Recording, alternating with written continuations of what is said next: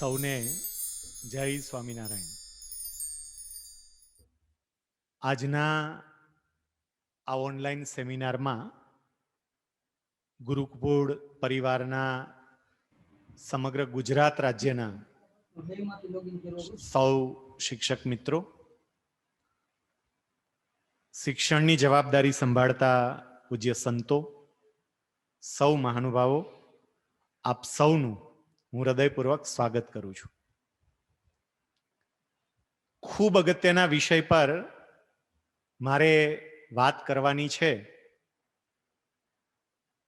અને હું જ્યારે મારી વાત પૂરી કરીશ પછી આપણે પ્રશ્નોત્તરી પણ રાખીશું. એક સાથે 500 કરતા વધારે શિક્ષક મિત્રો આ વાત સાંભળી રહ્યા છે ત્યારે પ્રશ્નોત્તરીમાં થોડી મુશ્કેલી ઊભી થાય એ સમજી શકાય એમ છે. પણ જે શિક્ષક મિત્રોને પ્રશ્નો હોય એ ઓનલાઈન પોતાનો હાથ ઊંચો કરશે, હેન્ડ રેઇઝ કરશે. હવે તો આપણે બધા કોરોના વૈશ્વિક મહામારીને કારણે આ બધું ડિજિટલી લેક્ચર લેતા શીખી ગયા છીએ, એટલે બધાને ખબર છે. અને પછી ક્રમબદ્ધ જેટલા પ્રશ્નો લઈ શકાય એટલા પ્રશ્નો લેવાનો આપણે પ્રયત્ન કરીશું. વાતની શરૂઆત એક સત્ય ઘટના સાથે આપણે કરીએ. વર્ષો પહેલા ચીનમાં એક રાજકીય નેતાએ, જેને વિશેષ જવાબદારીઓ સોંપાયેલી એવી એક વ્યક્તિએ ચીનના અલગ અલગ ક્ષેત્રમાં કામ કરતા ઉચ્ચ અધિકારીઓ અને પદાધિકારીઓની એક મીટિંગ રાખી. અને એ મીટિંગમાં આ વ્યક્તિએ ઉપસ્થિત તમામ લોકોને એવું કહ્યું કે તમે પ્રત્યેક વ્યક્તિ એ ચીનની કરોડરજ્જુ સમાન વ્યક્તિઓ છો. તમે બધા અલગ અલગ ક્ષેત્ર એનું પ્રતિનિધિત્વ કરો છો, એના લીડર છો.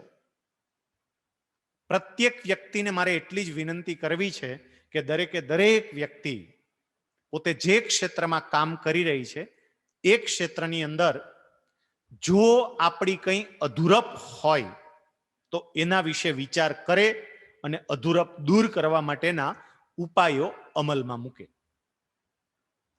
સમગ્ર વિશ્વની અંદર આપણે અવ્વલ દરજ્જો પ્રાપ્ત કરવો છે. એટલે તમે જે ક્ષેત્ર લઈને બેઠા છો એ ક્ષેત્રની અંદર કદાચ વિશ્વ કક્ષાએ આપણી કઈ કાચપ હોય તો એ બાબતે જરા વિચારજો, મનોમંથન કરજો. કઈ રીતે આપણે આગળ વધી શકીએ એના ઉપાયો વિચારજો અને એને અમલમાં લાવવાનો પ્રયત્ન કરજો. મીટિંગ પૂરી થઈ. આ મીટિંગની અંદર ચીનના સ્પોર્ટ્સ કમિશનના ચેરમેન માઓ ઝેડોંગે પણ હતા. અને માઓ ઝેડોંગે મીટિંગ પૂરી કરીને ગયા પછી એમણે ચિંતન શરૂ કર્યું. પોતાના વિભાગના ઉચ્ચ અધિકારીઓ એમની જોડે બેઠક રાખી, ચિંતન શિબિર શરૂ કરી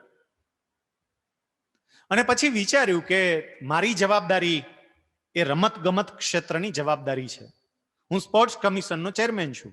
તો ચીન સ્પોર્ટ્સની બાબતમાં ક્યાંય પાછું પડે છે ખરું? વૈશ્વિક કક્ષાએ હજુ આપણે આપણું કવત ના બતાવી શક્યા હોય એવું કોઈ રમતનું ક્ષેત્ર ખરું? અને તરત જવાબ મળ્યો કે યસ, બાસ્કેટબોલ. બાસ્કેટબોલની અંદર ચીન વિશ્વ કક્ષાએ એટલું પ્રસિદ્ધ નહોતું. અને એનું કારણ એ કે ઊંચી હાઈટ વાળી વ્યક્તિ જોઈએ, એની જે ઊંચાઈ છે વધારે જોઈએ, હાઈટ પૂરતી જોઈએ. એવી વ્યક્તિઓ એટલી બધી મળે નહીં ને એને કારણે ચીન એ બાસ્કેટબોલની અંદર પોતાનું નામ કમાઈ શક્યું નહોતું. માઓ ઝેડોંગે એ સંકલ્પ કર્યો, ગમે એમ થાય આપણે સમગ્ર વિશ્વની સમક્ષ એક એવો દાખલો બેસાડવો છે કે બાસ્કેટબોલનું નામ પડતાની સાથે દુનિયાને ચીન યાદ આવવું જોઈએ. પછી એમણે ચીનમાં ઊંચામાં ઊંચો પુરુષ અને ઊંચામાં ઊંચી સ્ત્રી કોણ એની તપાસ ચાલુ કરાવી. અને એ પણ યંગ એજ, બિલો 18 18 વર્ષની નીચે આવી વ્યક્તિ હોય એને શોધો. ચીનનો એક ઊંચામાં ઊંચો પુરુષ શોધી કાઢ્યો, એમનું નામ યાઓ ઝિયાન. અને ચીનની એક ઊંચામાં ઊંચી છોકરી શોધી કાઢી, એનું નામ ફેંગ ફેન્ડગી. આ બંનેને મળવા માટે બોલાવ્યા, પરિવાર સાથે એમની જોડે લાંબી મીટિંગ કરી, બંનેને સમજાવ્યા કે તમારે દેશ માટે કંઈક કરવાનું છે. અને દેશ માટે શું કરવાનું છે? તો તમારે દેશ માટે રમવાનું છે. અમે તમને તૈયાર કરશું, પણ તમારે બાસ્કેટબોલની અંદર તૈયાર થવાનું છે, બાસ્કેટબોલની રમતમાં તૈયાર થવાનું છે. એની તો આખી ટીમ હોય, પણ આ બે ઉપર વિશેષ ફોકસ હતું. બંનેને યાઓ ઝિયાન અને ફેંગ ફેન્ડગી બંનેને પરિવાર સાથે આમંત્રણ તો આપ્યું હતું, પછી એમને તૈયાર પણ કર્યા, બંને તૈયાર પણ થયા. બાસ્કેટબોલની અંદર એ ખૂબ સારું રમતા. એમની ઉંમર થઈ એટલે ફેંગ ફેન્ડગી અને યાઓ ઝિયાન એ બંનેના લગ્ન કરાવ્યા. લગ્ન કરાવ્યા, એમને ત્યાં દીકરાનો જન્મ થયો તારીખ 12મી સપ્ટેમ્બર 1980. અને તે વખતે આ જે સ્પોર્ટ્સ કમિશનના ચેરમેન હતા માઓ ઝેડોંગે, એ તે વખતે સ્પોર્ટ્સ કમિશનના ચેરમેન નહોતા. તે વખતે તો સ્થિતિ એમની બદલાઈ ગઈ હતી, એ બહુ આગળ વધી ગયા હતા. જ્યારે બાળકનો જન્મ થયો ત્યારે એ ગયા, પેલા બાળકને હાથમાં દીધો. એ બાળકની ઊંચાઈ એટલી હતી, એની હાઈટ એવી હતી, એનું કદ એવું હતું, હજુ તો જન્મેલું બાળક, તાજું જન્મેલું બાળક. એ બાળકને હાથમાં લઈ અને માઓ ઝેડોંગે એવું બોલતા કે ચીન જેની પ્રતીક્ષા કરતું હતું એ વ્યક્તિ હવે આ જગતમાં આવ્યો છે અને એ ચીનને નામના અપાવશે. અને ખરેખર એણે જે બાસ્કેટબોલમાં તરખાટ મચાવ્યો છે, ગૂગલમાં સર્ચ કરીને જોજો. એ છોકરાનું નામ યાઓ મિંગ. અને યાઓ મિંગની ઊંચાઈ કેટલી છે? 7 ફૂટ અને 6 ઇંચ. 7 ફૂટ અને 6 ઇંચની ઊંચાઈનો આ ચીનનો બાસ્કેટબોલ પ્લેયર સમગ્ર વિશ્વની અંદર એને તરખાટ મચાવ્યો અને બાસ્કેટબોલ પ્લેયર કેવો હોય એનું એક ઉદાહરણ પૂરું પાડ્યું. આ ઘટના એમનેમ નથી બની, પૂર્ણ આયોજન સાથે આ ઘટનાનો વિચાર કરવામાં આવ્યો.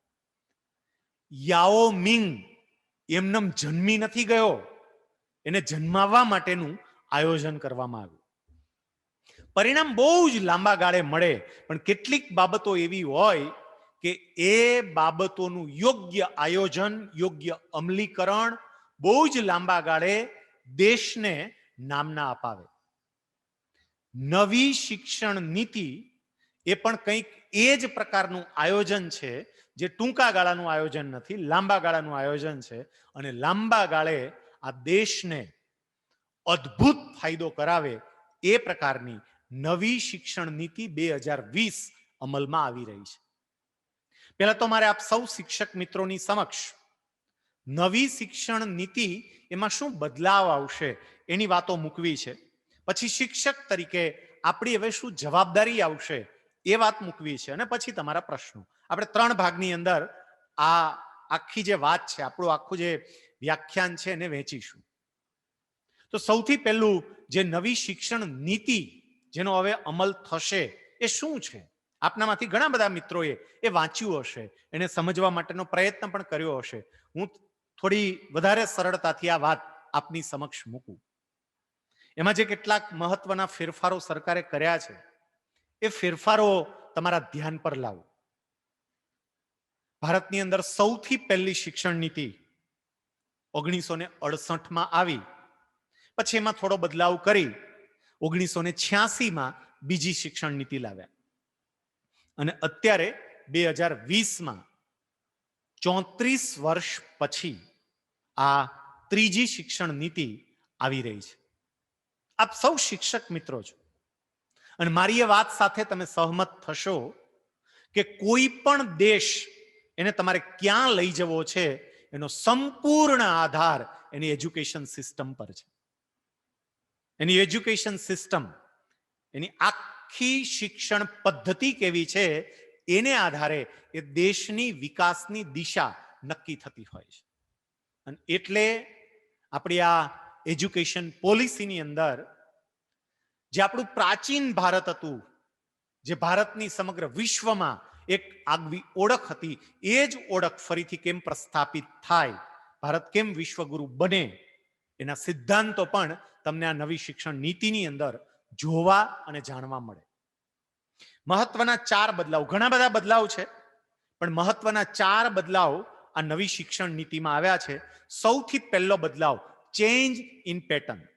આ પહેલો બદલાવ છે, ચેન્જ ઇન પેટર્ન. આપણી અત્યાર સુધીની જે પેટર્ન હતી એ 10+2 પેટર્ન હતી. 10+2 પેટર્ન એટલે તો કે 10મા ધોરણ સુધીનો અભ્યાસ બધા માટે એક સરખો, બધા માટે સરખો, સમાન.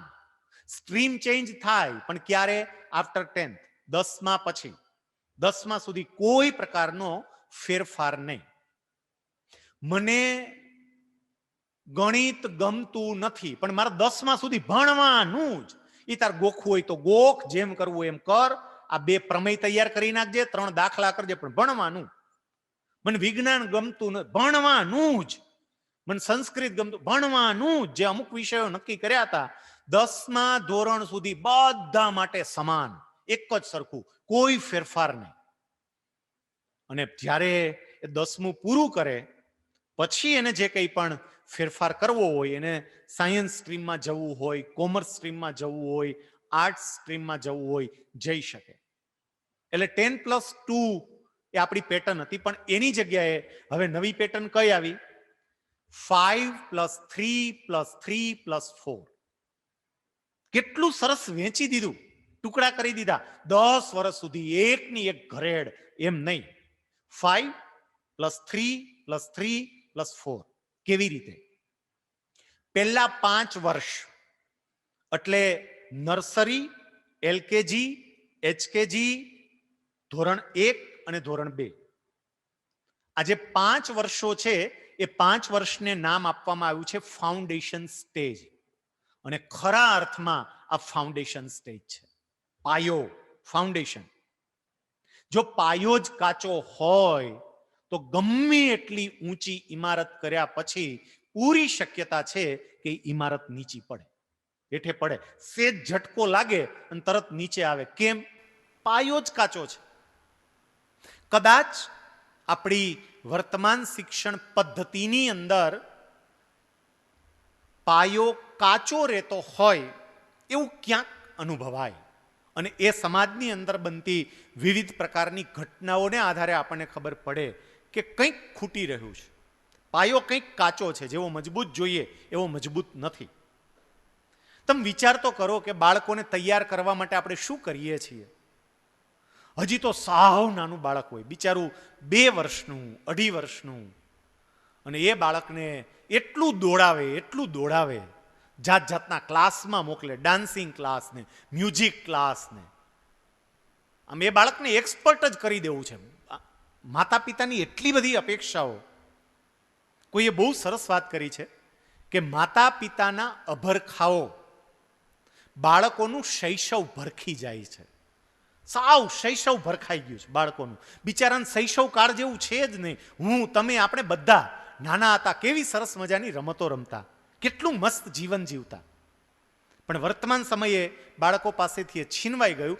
નવી શિક્ષણ નીતિમાં એ ફરી પુનઃસ્થાપિત કરવાનો પ્રયત્ન થયો છે. અને એટલે નક્કી કર્યું કે આ ફાઉન્ડેશન જે સ્ટેજ છે એ ફાઉન્ડેશન સ્ટેજની અંદર પુસ્તકોનો ઉપયોગ નહીં થાય, બહુ જ ઓછો ઉપયોગ થશે.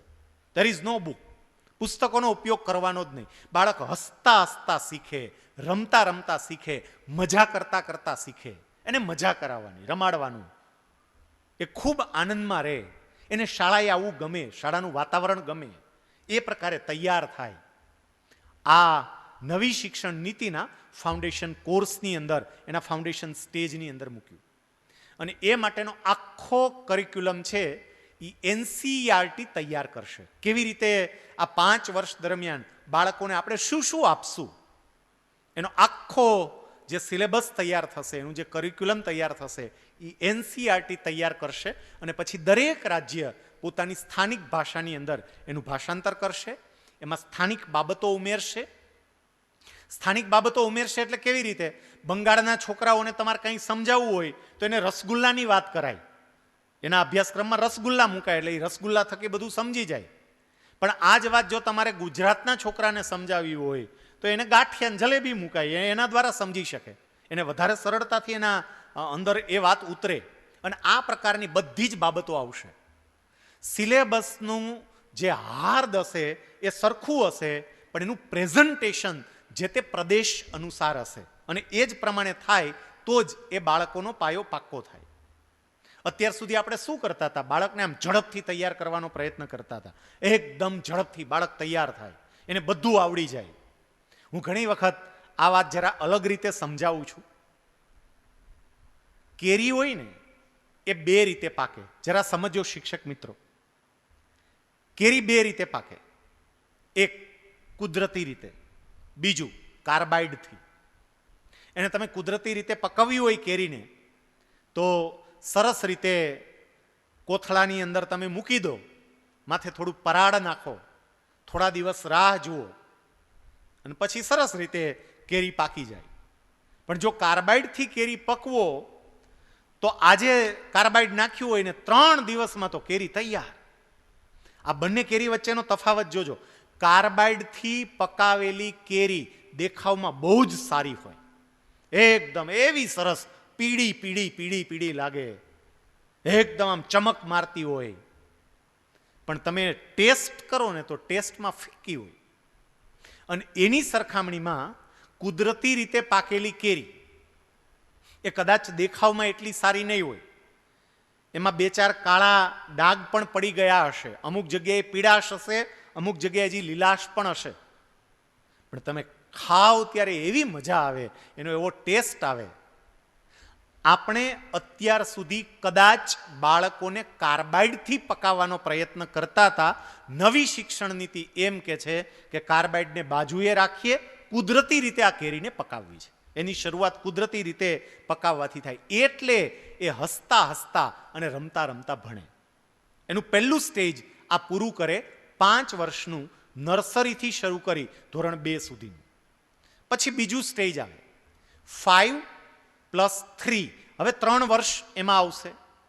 ત્રીજું ધોરણ, ચોથું ધોરણ અને 5મું ધોરણ, અને એને પ્રેપરેટરી સ્ટેજ કહેવાશે.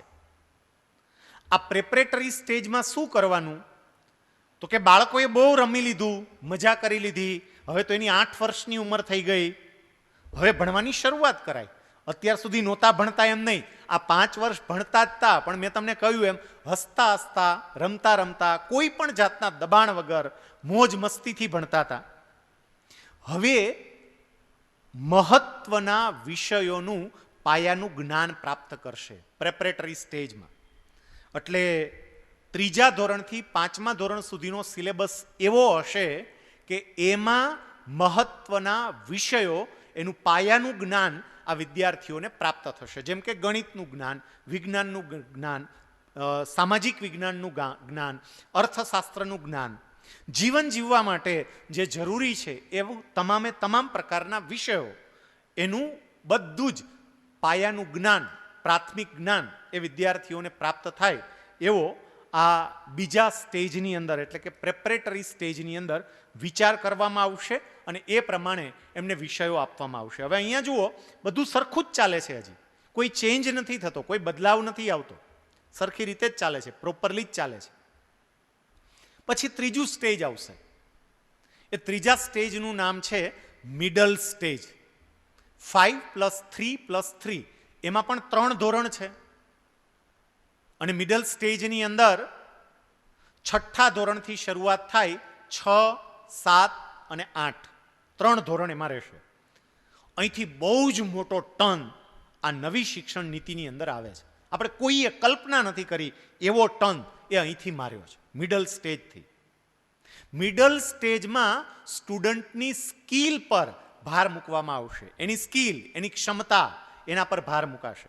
બાળકમાં ક્ષમતા કઈ છે, એની સ્કિલ કઈ છે, એને શું ગમે છે, અને જે ગમતું હોય એમાં એને આગળ વધવા દો.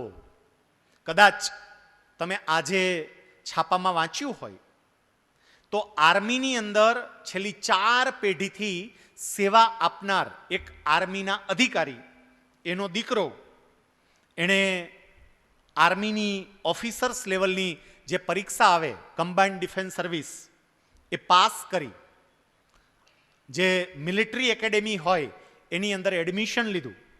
હોશિયાર છોકરો હતો, ગયો અને પછી એ છોકરાને નોટિસ આપી અને ટર્મિનેટ કરવાનું આર્મીએ નક્કી કર્યું. એ છોકરો કોર્ટમાં ગયો અને કોર્ટે જજમેન્ટ આપ્યું છે.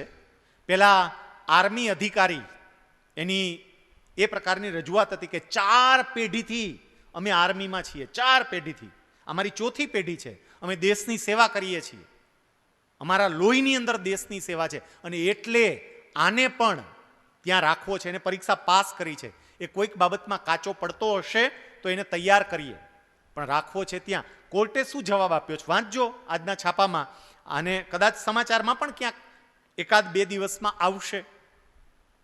કોર્ટે ચુકાદો એ આપ્યો કે એને જે ગમે છે અથવા એમાં જે છે એ ક્ષેત્રમાં કામ કરવાની તક આપો, એને ખેંચવો નથી. આ મિડલ સ્ટેજમાં બાળકોની સ્કિલ પર ભાર મૂકી અને હળવેકથી એ પણ કહેવા માંગે છે કે 4 પેઢીથી અમે ડોક્ટર છીએ એટલે ડોક્ટર એમ નહીં. એને ગાવાનું ગમે છે તો એમાંય જવા દે ભાઈ. 4 પેઢીથી અમે શિક્ષક છીએ એટલે શિક્ષક એમ નહીં. એને એન્જિનિયરિંગનું ગમે છે એ ફિલ્ડમાં આગળ વધવા દે.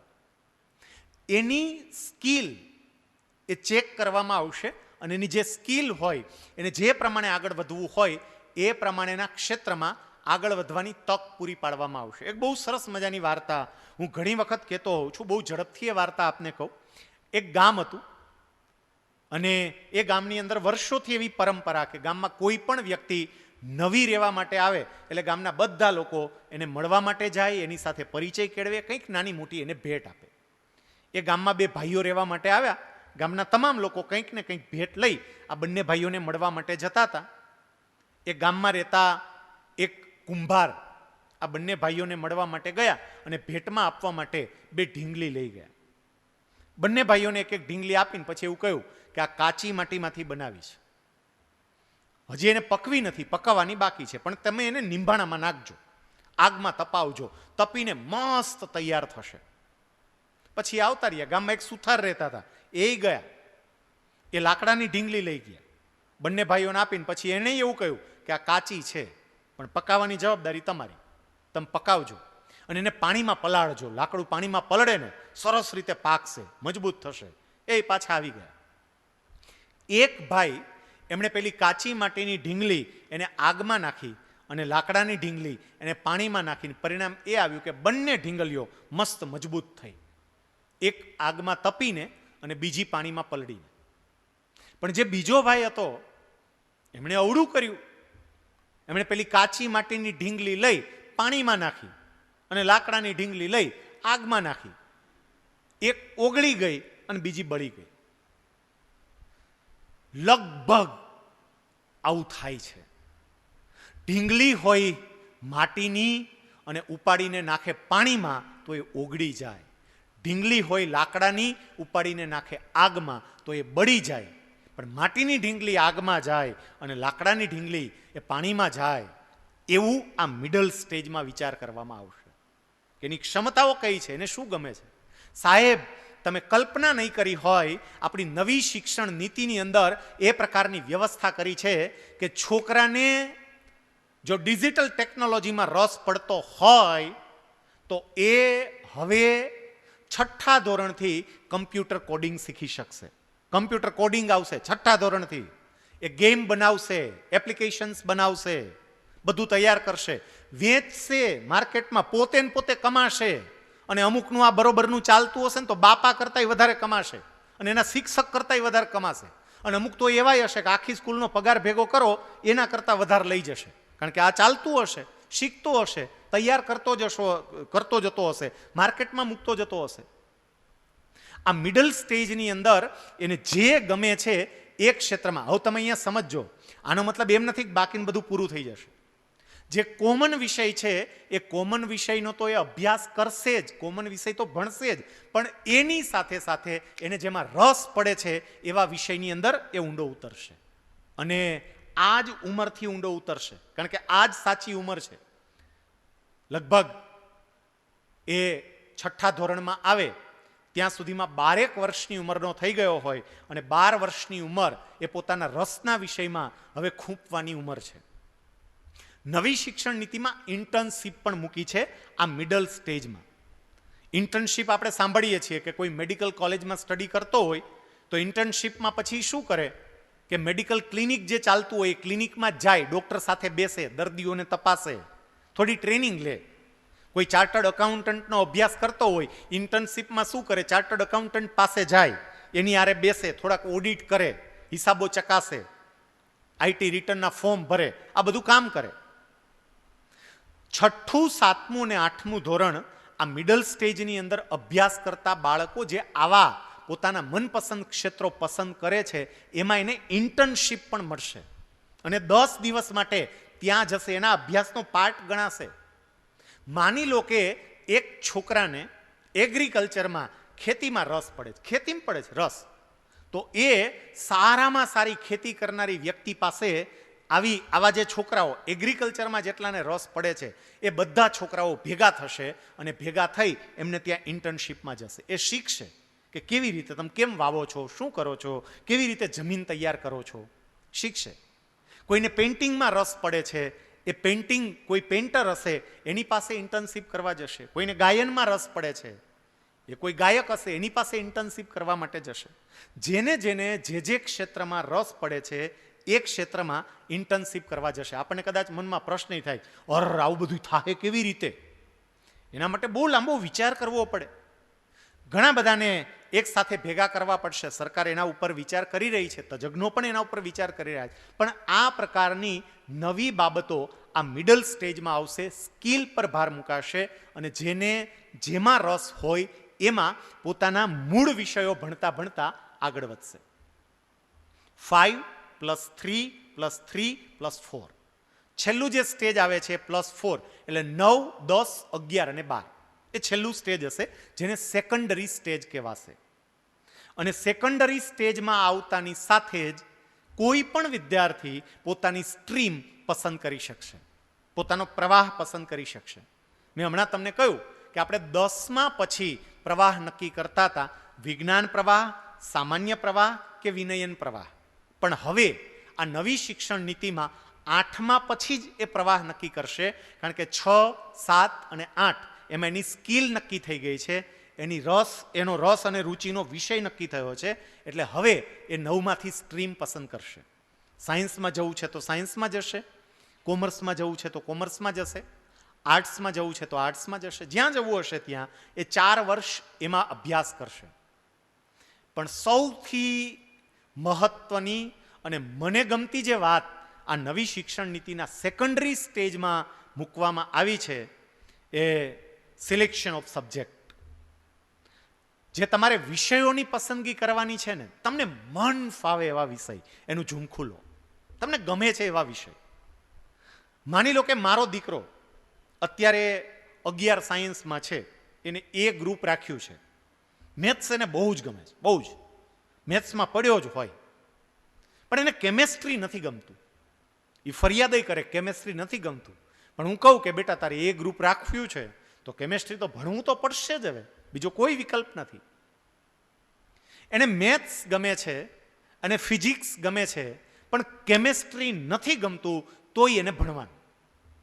પણ નવી શિક્ષણ નીતિમાં હવે શું કહે છે, તમને જે ગમે એ પ્રમાણે તમે વિષયો પસંદ કરો. સમજો મિત્રો, કોઈ વ્યક્તિને મેથ્સ ગમે છે, ફિઝિક્સ ગમે છે અને એની સાથે ત્રીજો વિષય ગુજરાતી સાહિત્ય ગમે છે તો લેવાનું, લઈ શકો, ગુજરાતી સાહિત્ય પણ લઈ શકો.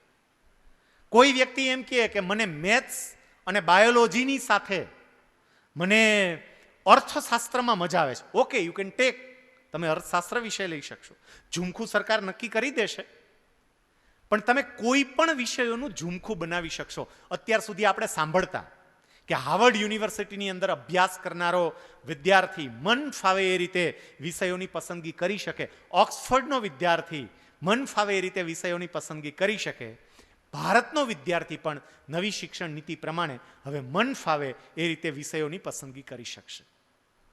તમે જરા કલ્પના કરો તો, એને ગમતા જ બધા વિષય આવે છે તો એને ભણવાની કેવી મજા આવે. આપણે આપણો જ વિચાર કરો ને, ચલો બીજાને નથી કરવો, આપણે બધાય ભણ્યા છીએ, આપણને બધાને ખબર છે. ખરા એક બે વિષય તેવા હતા જ કે જેમાં મજા નહોતી આવતી પણ એ લેવા પડતા હતા, અને એની સામે એક બે વિષય એવા હતા જેમાં મજા આવતી હતી પણ એ મળતા નહોતા.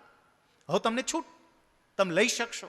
ફરી અહીંયા અમલીકરણનો એક પ્રશ્ન આવે, મનમાં વિચારે આવે કે આ બધું કેવી રીતે થશે, પણ એના ઉપર બહુ જ ચિંતન ચાલે છે અને બધું જ શક્ય બનશે.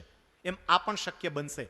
જો હાર્વર્ડમાં શક્ય બનતું હોય, ઓક્સફર્ડમાં શક્ય બનતું હોય, તો અહીંયા પણ એ જ શક્ય બને. એટલે જે પહેલો ફેરફાર નવી શિક્ષણ નીતિનો છે એ કયો? Change in pattern. અને ચેન્જ ઇન પેટર્નમાં 10+2 ની જગ્યાએ 5+3+3+4, મતલબ પહેલા 5 વર્ષ નર્સરીથી શરૂ કરીને સેકન્ડ સ્ટાન્ડર્ડ સુધી એને ફાઉન્ડેશન સ્ટેજ કહેવાશે, અને એમાં વિદ્યાર્થી હસતા હસતા, રમતા રમતા, દબાણ વગર, પુસ્તકોની સહાય વગર ભણે એ પ્રકારે વ્યવસ્થા થશે.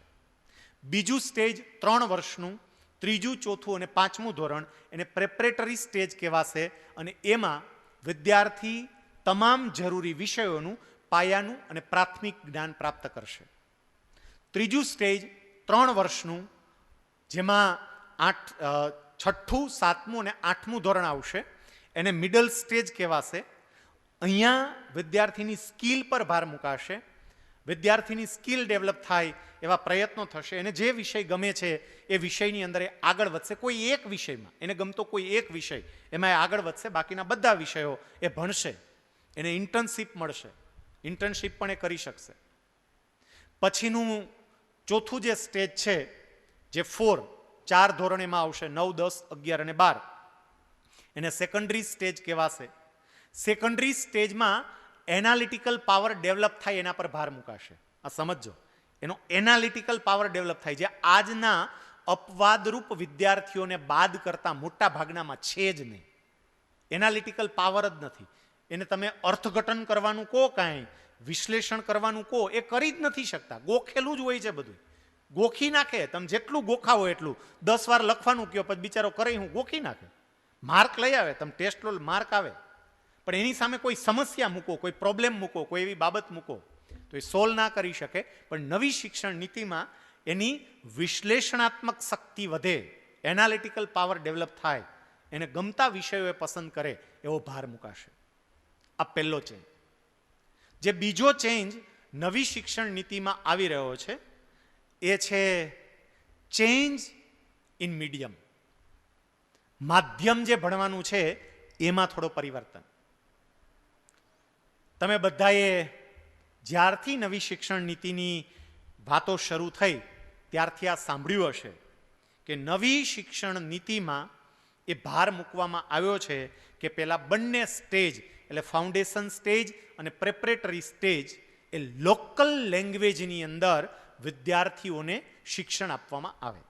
મતલબ કે 5મા ધોરણ સુધી સ્થાનિક ભાષામાં બાળકોને ભણાવવામાં આવે.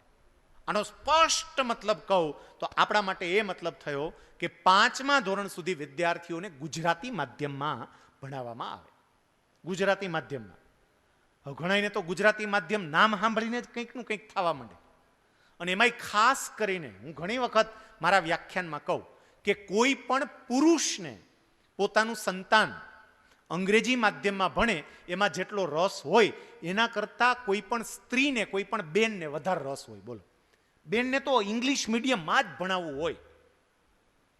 પણ સમગ્ર વિશ્વનો અભ્યાસ એવું કહે છે કે બાળકોની શક્તિને પૂર્ણપણે ખીલવવી હોય તો એનું પાયાનું શિક્ષણ માતૃભાષામાં જ થવું જોઈએ. અને તો એની જે ક્ષમતા છે એ ક્ષમતા ખીલે, એનો ગ્રાસ્પિંગ પાવર ડેવલપ થાય. અધરવાઇઝ ગ્રાસ્પિંગ પાવર ડેવલપ ના થાય. માતૃભાષામાં ભણેલો બાળક વિશ્વની કોઈ પણ ભાષા સહજતાથી અને સરળતાથી આત્મસાત કરી શકે. એનું હું તમને પ્રેક્ટિકલ ઉદાહરણ કહું, ઘરે જઈને કરજો, આ પ્રેક્ટિકલ કરવાનું. એક સમાન ધોરણમાં ભણતા બે વિદ્યાર્થીઓને બોલાવવાના, એક જ ધોરણવાળા લેવાના. દાખલા કે 6ઠા ધોરણવાળા લો, બે વિદ્યાર્થીઓને લો, પણ એક માતૃભાષામાં ભણતો હોય, એક બીજી ભાષામાં ભણતો હોય. એટલે આપણે સાવ સરળતાથી સમજવા માટે એમ કહીએ કે એક ગુજરાતી માધ્યમમાં ભણતો હોય, એક અંગ્રેજી માધ્યમમાં ભણતો હોય. બંનેને લો, બેસાડો, કાગળ આપો, પેન આપો, અને પછી બંનેને કહો, ચલો ભાઈ એક મોબાઈલ નંબર લખો, 9825151221. બંને લખશે. પછી બીજો નંબર લખવાનો કે ચલો બીજો નંબર લખો, 9825152335. ગુજરાતી માધ્યમમાં ભણેલો ફટાફટ લખી નાખશે, અંગ્રેજી વાળો લોચે ચડશે. આ શું બતાવે તમે વિચારજો. ગુજરાતી માધ્યમ વાળો અંગ્રેજી પણ આત્મસાત કરી શકે છે અને ગુજરાતી પણ આત્મસાત કરી શકે છે, અને પેલો છે ને એ કાચો રહી જાય. બીજું, ઘણા ઇંગ્લિશ મીડિયમ વાળા આમ બોલતા હોય એટલે આપણને એવું થાય કે આ તો આને બધું પ્રાપ્ત કરી લીધું ભાઈ, બધું જ. પણ એટલું સમજજો કે એનું ઇંગ્લિશ ગ્રામર એટલું કાચું હોય અને એની સામે માતૃભાષામાં ભણેલાનું ગ્રામર એટલું મજબૂત હોય. ઓલો શું કામ બોલી શકે છે? વોકેબ્યુલરી છે, એટલે શબ્દ ભંડોળ છે, અને શબ્દ ભંડોળને કારણે બોલે છે. નવી શિક્ષણ નીતિ એવું કહે છે કે બાળકોની ટેલેન્ટ ડેવલપ કરવા માટે, એની જે ક્ષમતા છે એના વિકાસ માટે 5મા ધોરણ સુધીનો અભ્યાસ એ લોકલ લેંગ્વેજમાં થાય. શબ્દ લોકલ લેંગ્વેજ વાપરે છે. લોકલ લેંગ્વેજ એટલે માતૃભાષા, માતૃભાષામાં અભ્યાસ થાય. અને સાહેબ, હું તો તમને એ કહું કે માતૃભાષામાં જે બાળક ભણ્યો હશે ને, તમે જોજો એ જેમ જેમ આગળ વધતો જાય એમ એમ બધી જ ભાષાઓ ઉપર એવી પકડ જમાવતો જાય. અમારા મોવિયા ગામનો એક છોકરો છે સ્વામીજી, ગોંડલની બાજુમાં, રોહિત ભાલાડા એનું નામ. અને એ છોકરો ગામડાનો, મોવિયા ગામનો છોકરો, એના બાપાને ગામમાં નાની કટલેરીની દુકાન હતી, નળિયાવાળું સાવ સામાન્ય મકાન. પણ એ છોકરાનો એક સંકલ્પ હતો કે આપણે ડોક્ટર થવું છે. ટકા એટલા આવ્યા નહીં. પછી એવું નક્કી કર્યું ક્યાંક વિદેશમાં ભણવા માટે જાય. એવી ઘરની પરિસ્થિતિ નહીં, દાતાઓએ થોડી મદદ કરી અને એવી રીતે છોકરાની ભણવાની વ્યવસ્થા થઈ. એ રશિયા ભણવા માટે ગયો. હવે ત્યાં તો રશિયન લેંગ્વેજ. ગુજરાતી માધ્યમમાં 12મા ધોરણ સુધી ભણેલો છોકરો રશિયા ગયો, રશિયન લેંગ્વેજમાં એને સ્ટડી કરવાનો, અભ્યાસ કરવાનો. ભણ્યો, પહેલા વર્ષે તકલીફ પડી, પણ ધીમે ધીમે એ ઘડાઈ ગયો. એમને ત્યાંથી જ પોતાનું MBBS પૂરું કર્યું, ત્યાંથી જ MD પૂરું કર્યું, PhD પૂરું કર્યું. અમદાવાદ આવ્યો, વિખ્યાત કાર્ડિયોલોજિસ્ટ ડૉક્ટર તેજસ પટેલ સાથે એમણે કામ ચાલુ કર્યું અને અત્યારે હવે પોતાનું પર્સનલ કામ કરે છે. પણ એ છોકરાની રશિયન ભાષા પર એનું જે પ્રભુત્વ છે, એનો જે કમાન્ડ છે, અદ્ભુત. અત્યારે રેગ્યુલરલી વર્ષમાં 3 થી 4 વખત એ મોસ્કો જાય અને રશિયન વિદ્યાર્થીઓને ત્યાંની મેડિકલ કોલેજની અંદર લેક્ચર લઈ અને અમુક સબ્જેક્ટ ભણાવે છે. ગામડાનો છોકરો રશિયન લેંગ્વેજની અંદર એને ભણાવે છે. સાહેબ વિચાર કરો તમે, આ કેમ કરી શક્યો? કારણ કે માતૃભાષાને કારણે એનું બ્રેઇન સરસ રીતે ડેવલપ થયું હોય, એનું ગ્રાસ્પિંગ પાવર બહુ સારો હોય, અને એટલે માતૃભાષા પર વિશેષ ભાર મૂકવામાં આવ્યો છે કે બાળક માતૃભાષાની અંદર પોતાનું પ્રાથમિક શિક્ષણ પૂરું કરે. હવે એક બીજો પ્રશ્ન અહીંયા એ થાય તો એ કે તો ઇંગ્લિશ મીડિયમ બંધ, બધું પૂરું? એમ બંધ ન થાય. ઇંગ્લિશ મીડિયમ ચાલુ જ રહેશે, એ બંધ નહીં થાય. પણ ઇન્સ્ટ્રક્શન ઓફ મીડિયમ એ ઇંગ્લિશને બદલે લોકલ લેંગ્વેજ થઈ જશે. મતલબ કે ઇંગ્લિશ મીડિયમ શાળાઓની અંદર પણ બાળકોને સમજાવતી વખતે બને એટલી લોકલ લેંગ્વેજનો, સ્થાનિક ભાષાનો ઉપયોગ કરો, કારણ કે એ ઝડપથી સમજશે. પેલું જે આવશે ને એ ગોખેલ જેવું હશે. એટલું સમજી શકો છો. આ બધા શિક્ષક મિત્રો છો, આખા ગુજરાત રાજ્યના ગુરુકુળ પરિવાર સાથે જોડાયેલા સૌ શિક્ષક મિત્રો છો, મારી આ વાત સાથે તમે 100% સહમત થાવ. અંગ્રેજી માધ્યમમાં અભ્યાસ કરતા આપણા બાળકોને સપના અંગ્રેજીમાં નહીં જ આવે સાહેબ, એ ગુજરાતીમાં જ આવશે. અને સપના જે ભાષામાં આવતા હોય ને એ ભાષામાં બાળક ભણવું જોઈએ, તો ડેવલપ થાય. સપના એને ગુજરાતીમાં આવે છે અને અંગ્રેજીમાં સપના ન આવે. શબ્દો અંગ્રેજીના હોય, શીખે, બોલે પરાણે પરાણે. હું તમને એ કહું છું, આ સમજો કે તમારા ઘરમાં અંગ્રેજી બોલાતું હોય, બાળક જ્યાં રમવા જતું હોય ત્યાં અંગ્રેજી બોલાતું હોય તો બાળકને અંગ્રેજી માધ્યમમાં જ બેસાડવો જોઈએ, કારણ કે માતૃભાષા એ થઈ ગઈ કહેવાય. પણ ઘરમાં ગુજરાતી બોલાતું હોય, બાળક રમવા જતો હોય ત્યાં ગુજરાતી બોલાતું હોય, તો એ બાળક માતૃભાષામાં ભણવો જોઈએ. અંગ્રેજીની પાછળ આપણે એટલા ગાંડા થયા છીએ, ચીન પાસેથી, ચીનનો જેમ વિરોધ કરીએ છીએ ને એમ ચીન પાસેથી એક પ્રેરણા લેવા જેવી ખરી કે માતૃભાષાનું અસ્તિત્વ જાળવવું હોય તો કઈ રીતે જાળવી શકાય. સાહેબ, સમગ્ર વિશ્વમાં સૌથી વધારે બોલાતી કોઈ ભાષા હોય તો એ ચાઇનીઝ ભાષા છે. સૌથી વધારે, કારણ કે પ્રત્યેક ચાઇનીઝ પોતાનું શિક્ષણ માતૃભાષામાં પ્રાપ્ત કરે છે. અને એ જ આપણે નવી શિક્ષણ નીતિની અંદર ઉમેર્યું છે કે શિક્ષણ માતૃભાષાની અંદર, એમાં ખાસ કરીને 5મા ધોરણ સુધીનું. શબ્દ વાપર્યો છે ઈચ્છનીય છે, અને એટલે પેલી ઇંગ્લિશ મીડિયમની પરવાનગી મળી ગઈ કે તમારે ઇંગ્લિશ મીડિયમમાં ભણાવવું હોય તો કંઈ વાંધો નથી, પણ ઈચ્છનીય તો આ છે કે માતૃભાષામાં ભણે. અને હજુય હું જ્યારે આ વિષય પર વાત કરું ત્યારે વધારે ને વધારે વિચારો તમારી સમક્ષ મૂકવાની ઈચ્છા થાય. માતૃભાષામાં અભ્યાસ કરનારો બાળક એટલો ટેલેન્ટેડ, એટલો આગળ વધી જાય. તમારે ખાલી એક નાનું એવું કામ કરજો. આપણે અહીંયા રાજકોટમાં જેટલા બેઠા છીએ એ બધા રાજકોટના શિક્ષક મિત્રો ભાવનગરવાળા હોય, જામનગરવાળા હોય, મોરબીવાળા હોય, સુરતવાળા હોય, જુનાગઢવાળા હોય, અમદાવાદવાળા હોય, દરેક પોતપોતાના શહેરમાં એક પ્રયોગ કરજો. તમારા શહેરના ટોપ 10 ડોક્ટર્સની યાદી બનાવો. ટોપ 10 સુપર સ્પેશિયાલિસ્ટ ડોક્ટર. તમારા શહેરના ટોપ એન્જિનિયર્સની યાદી બનાવો, 10 એન્જિનિયર. તમારા શહેરના ટોપ ટીચરની યાદી બનાવો, 10 ટીચર. તમારા શહેરના ટોપ એડવોકેટ્સની યાદી બનાવો.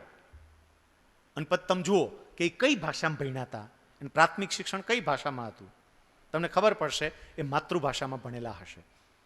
એટલે બીજો ફેરફાર નવી શિક્ષણ નીતિમાં આ આવે છે, જેમાં માતૃભાષા પર વિશેષ ભાર મૂકવામાં આવ્યું છે. સાથે સાથે એક નવો ચેન્જ, ભાષાનું વૈવિધ્ય પણ આવ્યું છે. માતૃભાષામાં ભણે પણ વિશ્વની ભાષાઓ પણ શીખે. આપણે ચાઇનીઝ શીખીએ, રશિયન શીખીએ, જર્મન શીખીએ, પણ ક્યારે? કોલેજ પૂરી થઈ જાય પછી ક્યાંક ફોરેનમાં નોકરી મળે, ત્યાં જવાનું હોય એટલે ભાષા શીખીએ. પણ નવી શિક્ષણ નીતિ એવું કહે છે કે બાળકને રસ પડે તો મિડલ સ્ટેજથી, એટલે 6ઠ્ઠા ધોરણથી એને અન્ય ભાષા શીખવાની વ્યવસ્થાઓ પણ કરવી. મતલબ કે 6ઠ્ઠા ધોરણથી આપણું બાળક જર્મન શીખતું હશે, 6ઠ્ઠા ધોરણથી જાપાનીઝ પણ શીખતું હોય. ઘણાને એવું થાય, સાહેબ આ તો વધારે પડતી વાતો છે. હમણાં જ દવે સાહેબ મારો પરિચય આપતા હતા. મેં 2 દિવસ પહેલા શિરાજ ઠુમર પર જે પોસ્ટ લખી, સુરતનો છોકરો, એ હજી 8મા ધોરણમાં અભ્યાસ કરે છે, 13 વર્ષનો છે. લોકડાઉનની અંદર બધા ફીફા ખાંડતા હતા મોટા ભાગના. આ છોકરાએ લોકડાઉનનો ઉપયોગ કરી ઓનલાઈન ચાઇનીઝ ને સંસ્કૃત 2 ભાષા શીખી લીધી. ચાઇનીઝ ભાષા એ ઓનલાઈન શીખ્યો. બોલો, ચાઇનીઝમાં એ વાત કરી શકે છે, ચાઇનીઝ વાંચી શકે છે, ચાઇનીઝ સમજી શકે છે. હજી તો 13 વર્ષનો છે, 8મા ધોરણમાં અભ્યાસ કરે તો થઈ શકે. ફરી બધા જ બાળકોમાં આ ક્ષમતા નથી, એ પાકું. પણ જેનામાં છે એ તો લાભ લે. આ શિરાજ જેવા ઘણાય હોય, શિરાજને એ સેલ્ફ મોટિવેટેડ હતો, પણ બાકીના હોય એવા 10 જણા બીજા સુરતમાં હશે, 15 જણા હશે કે એને મોટિવેટ કરવામાં આવે તો એ ચાઇનીઝ શીખવા તૈયાર હોય, ક્ષમતા ધરાવતા હોય. તો બીજી બાબત આ. ત્રીજી બાબત જે નવી શિક્ષણ નીતિની અંદર પરિવર્તન આવ્યું છે, થોડી ઝડપથી આગળના બંને સ્ટેજ મૂકી દઉં કે બંને ફેરફારો મૂકી દઉં, એ છે ચેન્જ ઇન ગ્રેડેશન. હવે ગ્રેડિંગ સિસ્ટમ બદલાઈ જશે. ગ્રેડિંગ સિસ્ટમ બદલાઈ જશે એટલે અત્યાર સુધી કોઈ પણ વિદ્યાર્થીનું મૂલ્યાંકન આપણે કેવી રીતે કરતા હતા, કયા વિષયમાં એણે કેટલા માર્ક મેળવ્યા એના આધારે એનું મૂલ્યાંકન થતું હતું.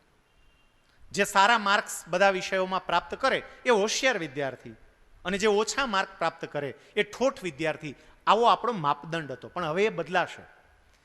ગ્રેડેશન પદ્ધતિમાં ચેન્જ કરીને નવી શિક્ષણ નીતિમાં એ વાત મૂકવામાં આવી છે કે હવે વિદ્યાર્થીઓને માત્ર એની વિષય નિપુણતાના જ ગ્રેડ નહીં આપવાના, પણ એની એક્સ્ટ્રા એક્ટિવિટીના ગ્રેડ પણ આપવાના. એને માની લો કે સંગીતમાં બહુ સરસ મજાના તબલા વગાડે છે તો એના માર્ક આપો. એના રિપોર્ટ કાર્ડની અંદર એ ઉલ્લેખ થવો જોઈએ. માની લો કે મારો દીકરો પોતાનું રિપોર્ટ કાર્ડ લઈ અને ઘરે આવે તો આજે મને એ રિપોર્ટ કાર્ડમાં માત્ર માર્ક જ દેખાય છે, એટલે હું તરત જ એમ કહું, તું શું કરસ યાર, આ ખાલી 57% લાવ્યો, શું કરે તું સ્કૂલમાં, શું કરે છે? પણ હવે મારા દીકરાના એ જ રિપોર્ટ કાર્ડની અંદર દેખાશે કે તબલા વગાડવામાં આખી સ્કૂલમાં પહેલો નંબર છે. મને ખબર પડશે કે મારો દીકરો સારા તબલાઈ વગાડે અને સ્કૂલમાં પહેલો નંબર લાવે છે. સ્પોર્ટ્સમાં, ક્રિકેટમાં અદ્ભુત આનું પરફોર્મન્સ છે. આ બહુ સરસ બાસ્કેટબોલ રમે છે. આ છોકરામાં સરસ મજાની પેઇન્ટિંગની ટેલેન્ટ છે. ગ્રેડ્યુએશનમાં આ માર્ક, રિપોર્ટ કાર્ડમાં આ બધા માર્ક ઉમેરાશે. ગ્રેડ્યુએશન આપવાની પદ્ધતિ પણ બદલાશે. અત્યાર સુધી માર્ક બધું કોણ આપતા હતા? શિક્ષક. આપણે બધા, આપણી પાસે સત્તા હતી, માર્ક આપો હાલો. હવે માત્ર શિક્ષક પાસે નહીં, શિક્ષક વિષયોના માર્ક આપશે, પણ એ સિવાય બીજા કેટલાક પેરામીટર્સ પણ નક્કી કરવામાં આવશે અને એ માર્ક્સ એના સહાધ્યાયીઓ પણ આપશે. તમે વિચાર કરો કેવી સરસ મજાની આ વાત આવે. સહાધ્યાયી માર્ક આપે. મારા ક્લાસના, મારા સિવાયના બાકીના બધા વિદ્યાર્થીઓ પણ મારું માર્કિંગ કરશે કે આ કેવો છે, ક્લાસમાં કેવો છે, તોફાન કેટલા કરે છે, કેટલાને ઠપકારે છે, કેટલાને પાટા મારે છે, બધું નક્કી કરશે. અને મજાની વાત તો સાહેબ એ છે કે વિદ્યાર્થી પોતે પણ પોતાને માર્ક આપશે. મારે મારી જાતને માર્ક આપવાના, મારે મારું સ્વમૂલ્યાંકન કરવાનું. આ પણ હવે નવો ફેરફાર આવી રહ્યો છે, એટલે ચેન્જ ઇન ગ્રેડેશન. અને ચોથો જે મહત્વનો ફેરફાર આવે છે એ છે multi entry, multi exit education system. ઉચ્ચ અભ્યાસના ક્ષેત્રે હવે મલ્ટી એન્ટ્રી અને મલ્ટી એક્ઝિટ આવશે. એટલે શું, હું બહુ ટૂંકમાં તમને કહી દઉં. આ ઉચ્ચ અભ્યાસની વાત છે. આપણે જેટલા શિક્ષક મિત્રો છે બધા પ્રાઇમરીથી લઈને સેકન્ડરી કે હાયર સેકન્ડરી સુધીના છે, એટલે વિશેષ વાત આપણે નથી કરતા. પણ નવી શિક્ષણ નીતિનો ઉચ્ચ અભ્યાસના ક્ષેત્રમાં કયો પરિવર્તન કે ફેરફાર આવી રહ્યો છે એ તમને ખ્યાલ આવે. માની લો કે મેં 12મું ધોરણ પૂરું કર્યું, 5+3+3+4 અભ્યાસ પૂરો. હવે હું કોમર્સ સ્ટ્રીમમાં ગયો, મેં બીકોમ રાખ્યું, 1 વર્ષનો મારો અભ્યાસ પૂરો થયો અને પછી મને ખબર પડી કે આ હારું સરવૈયામાં તો આપણને મજા જ નથી આવતી, આમનો તો હારી ચોંટે છે, ગમતું જ નથી, આમાં મજા જ નથી આવતી. એને બદલે જો હું કમ્પ્યુટરમાં જાઉં ને તો મોજ પડી જાય. અને મારો કોઈક મિત્ર 12મા પછી BCAમાં ગયો હોય અને BCAમાં એ પાછો કહેતો હોય કમ્પ્યુટરની અંદર જો આ સોફ્ટવેરમાં મેં આમ કર્યું, આમ કર્યું. પછી મને એવી ઈચ્છા થાય કે મારે એમાં જવું છે. તો વર્તમાન સમયે શું સિસ્ટમ છે? વર્તમાન સમયની સિસ્ટમ પ્રમાણે મેં બીકોમમાં જે 1 વર્ષનો અભ્યાસ કર્યો એ મારો અભ્યાસ પાણીમાં. હવે મારે જેમાં ભણવું હોય પહેલેથી ચાલુ કરવાનું. માની લો કે એવું બને કે મેં 1 વર્ષનો અભ્યાસ કર્યો, મેં 2 વર્ષનો અભ્યાસ કર્યો, પરિવારમાં કોઈ એવી પરિસ્થિતિ સર્જાણી કે મારે અભ્યાસ છોડવો પડે, તો એવા સંજોગોની અંદર મેં અભ્યાસ છોડી દીધો. 4-5 વર્ષ પસાર થઈ ગયા અને પાછી પરિસ્થિતિ થાળે પડી અને મને એવું થાય કે મારે મારો પાછો અભ્યાસ ચાલુ કરવો છે. તો શું કરવાનું? અત્યારની સિસ્ટમ પ્રમાણે પાછો એકડો ઘૂંટવાનો, ફરીથી પાછું પહેલા વર્ષમાં દાખલ થવાનું. નવી એજ્યુકેશન સિસ્ટમ એવું કહે છે કે તમે જેટલું ભણશો એડે નહીં જાય. ABC અકાઉન્ટ ઓપન થશે. ABC એટલે શું છે? Academic bank of credit. આ એકેડેમિક બેંક ઓફ ક્રેડિટનો અફલાતૂન પ્લાન એ નવી શિક્ષણ નીતિની અંદર હાયર એજ્યુકેશનમાં ઇન્ટ્રોડ્યુસ કર્યો છે. એકેડેમિક બેંક ઓફ ક્રેડિટમાં વ્યક્તિ જેમ જેમ અભ્યાસ કરતો જશે એમ એમના ક્રેડિટ એમાં એડ થતા જશે. એ ડિજિટલ હશે. જેવી રીતે મારું બેંક એકાઉન્ટ હોય ને એવી જ રીતે મારું આ ક્રેડિટનું એકાઉન્ટ છે. મેં શું શું પ્રાપ્ત કર્યું એમાં એડ થતું જશે. માની લો કે મેં 1 વર્ષનો અભ્યાસ કર્યો, હવે સમજજો, મેં છોડી દીધું. તો 1 વર્ષનો અભ્યાસ કરીને હું છોડી દઉં છું એટલે મારા એકેડેમિક બેંક ઓફ ક્રેડિટ્સની અંદર ક્રેડિટ એડ થશે. ક્રેડિટ એડ થાય, ક્રેડિટ ઉમેરાશે. હવે 5 વર્ષ પછી મારે પાછો એમાં અભ્યાસ ચાલુ કરવો છે તો મારું પેલું ક્રેડિટ કામમાં લાગશે અને એ જ ક્રેડિટના આધારે હું સીધો બીજા વર્ષમાં અભ્યાસ લઈશ, પ્રવેશ લઈશ અને મારો બીજા વર્ષનો અભ્યાસ શરૂ થશે. કેટલી સરસ મજાની આ નવી સ્થિતિ એનું નિર્માણ કર્યું છે. તમે અભ્યાસ છોડી દો, ભવિષ્યમાં કરતા જ નથી, તોય તમારો અભ્યાસ એડે નહીં જાય. પહેલું વર્ષ ભણી અને મૂકી દો તો એ અભ્યાસને સર્ટિફિકેટ કોર્સ તરીકે કન્સિડર કરવામાં આવશે. પહેલાં કશું જ આપવામાં નહોતું આવતું, હવે સર્ટિફિકેટ કોર્સ કહેવાશે. તમે 2 વર્ષ કોલેજના અભ્યાસ કરો, છોડી દો, એને ડિગ્રી કોર્સ તરીકે કન્સિડર કરવામાં આવશે. તમે 3 વર્ષ પૂરા કરો, હવે છોડો, એને ડિગ્રી કોર્સ તરીકે કન્સિડર કરવામાં આવશે. 1 વર્ષ પૂરું કરો સર્ટિફિકેટ કોર્સ, 2 વર્ષ પૂરા કરો ડિપ્લોમા કોર્સ, 3 વર્ષ પૂરા કરો કે 4 વર્ષ કે 5 વર્ષ, ડિગ્રીમાં જે પ્રમાણે હોય તે, તો ડિગ્રી કોર્સ તરીકે કન્સિડર થશે. એટલે આ બધો ઉચ્ચ અભ્યાસના ક્ષેત્રે થોડો ફેરફાર કરવામાં આવ્યો છે. આ બધી નવી શિક્ષણ નીતિની અંદર શું પરિવર્તન આવ્યું એની વાતો મેં તમારી સમક્ષ મૂકી. હવે શિક્ષકની શું ભૂમિકા? શિક્ષકની ભૂમિકામાં મારે વધારે લાંબી વાત કરવી નથી, કારણ કે આમાં આત્મમંથન કરીને આપણે પોતે જ આપણી ભૂમિકાઓ નક્કી કરવાની છે. આપણી ભૂમિકા શું? પણ આખી તમારી હવે પછીની નવી શિક્ષણ નીતિને અમલમાં લાવવા માટેની જે ભૂમિકા આવશે એ કઈ હશે એ એક કથા દ્વારા મારે તમને સમજાવવું છે. અને આ કથા યાદ રાખો ને એટલે પૂરું થઈ ગયું. બીજું એટલું સમજજો, નવી શિક્ષણ નીતિ છે અફલાતૂન, અદ્ભુત. હા, એમાં કેટલાક એવી બાબતો હશે, સ્વાભાવિક છે. આ જગતની અંદર પરમાત્મા સિવાય બીજું કશું જ પૂર્ણ નથી. એકમાત્ર પરમાત્મા પૂર્ણ છે, બાકી બધા જ અપૂર્ણ છે. તો નવી શિક્ષણ અપૂર્ણ હોય જ, એમાં નવી નવાઈ નથી, હોય જ, કંઈક ખામીઓ હશે જ, પણ છે અદ્ભુત. અને એની સફળતાનો આધાર 5 પાયા પર રહેલો છે. 5 પાયા. નંબર 1 ગવર્મેન્ટ, સરકાર. નંબર 2 શાળાનું management. Number 3 teacher. Number 4 student. અને નંબર 5 પેરેન્ટ્સ, વાલી. આ 5 એના પાયા છે. પણ આ 5 પાયામાં પણ મને કોઈ એમ કહે કે સૌથી મહત્વનો અને સૌથી અગત્યનો પાયો કયો, તો સ્વાભાવિક છે ટીચર. સૌથી અગત્યનો પાયો, પ્રાણ છે આખી શિક્ષણ નીતિનો, પ્રાણ ટીચર. અને એક વખત પ્રાણ જો નીકળી જાય તો પૂરું થઈ ગયું. બધુંય તમે ખાલી વિચારો તો કે શરીરમાં બાકીનું બધુંય ચાલતું હોય, લોહી ચાલતું હોય, બાકીનું અંગું ફેફસું ચાલતું હોય, બધું હૃદય પેલું આપણે હૃદય સિવાયની વાત કરીએ, કારણ કે હૃદય પ્રાણ આપણે સમજવાનો પ્રયત્ન કરવો છે ટીચરને ત્યાં મૂકીને. બાકીના બધા અંગો ચાલતા હોય, પણ પ્રાણ મૂંઝાવા માંડે તો શરીર જ મૂંઝાવા માંડે. અત્યારે કોરોનામાં જો ને ઘણા નથી એમને મૂંઝાઈ જતા. શું કામ? પ્રાણ મૂંઝાય છે અંદર. એ કે મૂંઝાય છે એમ. એ મૂંઝાવામાં હાવ મૂંઝાઈ જાય. એમ જો શિક્ષક મૂંઝાણો તો પૂરું, બધુંય પૂરું. અને એટલે આપણે મૂંઝાવાનું નહીં. શું કરી શકીએ? નવી શિક્ષણ નીતિમાં તમારી ભૂમિકા શું હશે, તમારો રોલ શું હશે? થોડોક કદાચ સમય જઈ રહ્યો છે, હું થોડોક વધારે ઝડપથી આગળ વધવાનો પ્રયત્ન કરું. વિષ્ણુ પુરાણમાં સમુદ્ર મંથનની બહુ જ સરસ મજાની કથા છે. અને એ જ સમુદ્ર મંથનની કથા આપણને સૌને નવી શિક્ષણ નીતિને સફળતાપૂર્વક અમલમાં મૂકવા માટે શિક્ષકની શું ભૂમિકા હોય એ સમજાવી જાય. બોલો, સમુદ્ર મંથનની કથા અને નવી શિક્ષણ નીતિ માટે શિક્ષકની ભૂમિકા બે હરખું જ છે. એકચ્યુઅલી આને જરા વિચારજો, એ સમુદ્ર મંથનની કથા બીજી રીતે મનોમંથનની કથા પણ છે. સમુદ્ર મંથનમાં દેવો અને દાનવો બંને જોડાણા, એમાં મનોમંથનમાં પણ સારા વિચાર અને ખરાબ વિચાર બે હારે જોડાય અને બે બરોબર વલોવી અને તૈયાર કરે. સમુદ્ર મંથનમાં અલગ અલગ 14 રત્નો મળ્યા. એ 14 રત્નો કયા? અને શિક્ષક તરીકે આપણે એમાંથી શું શીખવાનું, શું ધ્યાનમાં લેવાનું કે જેથી કરીને આ નીતિને આપણે સરસ રીતે અમલમાં મૂકી શકીએ. પહેલું રત્ન નીકળે છે એ છે હળાહળ ઝેર. અને હળાહળ ઝેર એ નકારાત્મકતાનું પ્રતીક છે. કોઈ પણ નવી બાબત આવે ને પહેલી નકારાત્મકતા આવે. તમે જુઓ, આમાં ઘણા બેઠા બેઠા એમ થાય એ કે આ ભાઈ ભલે ને બોયલા કરે, બાકી આવું કંઈ થાય નહીં હોય.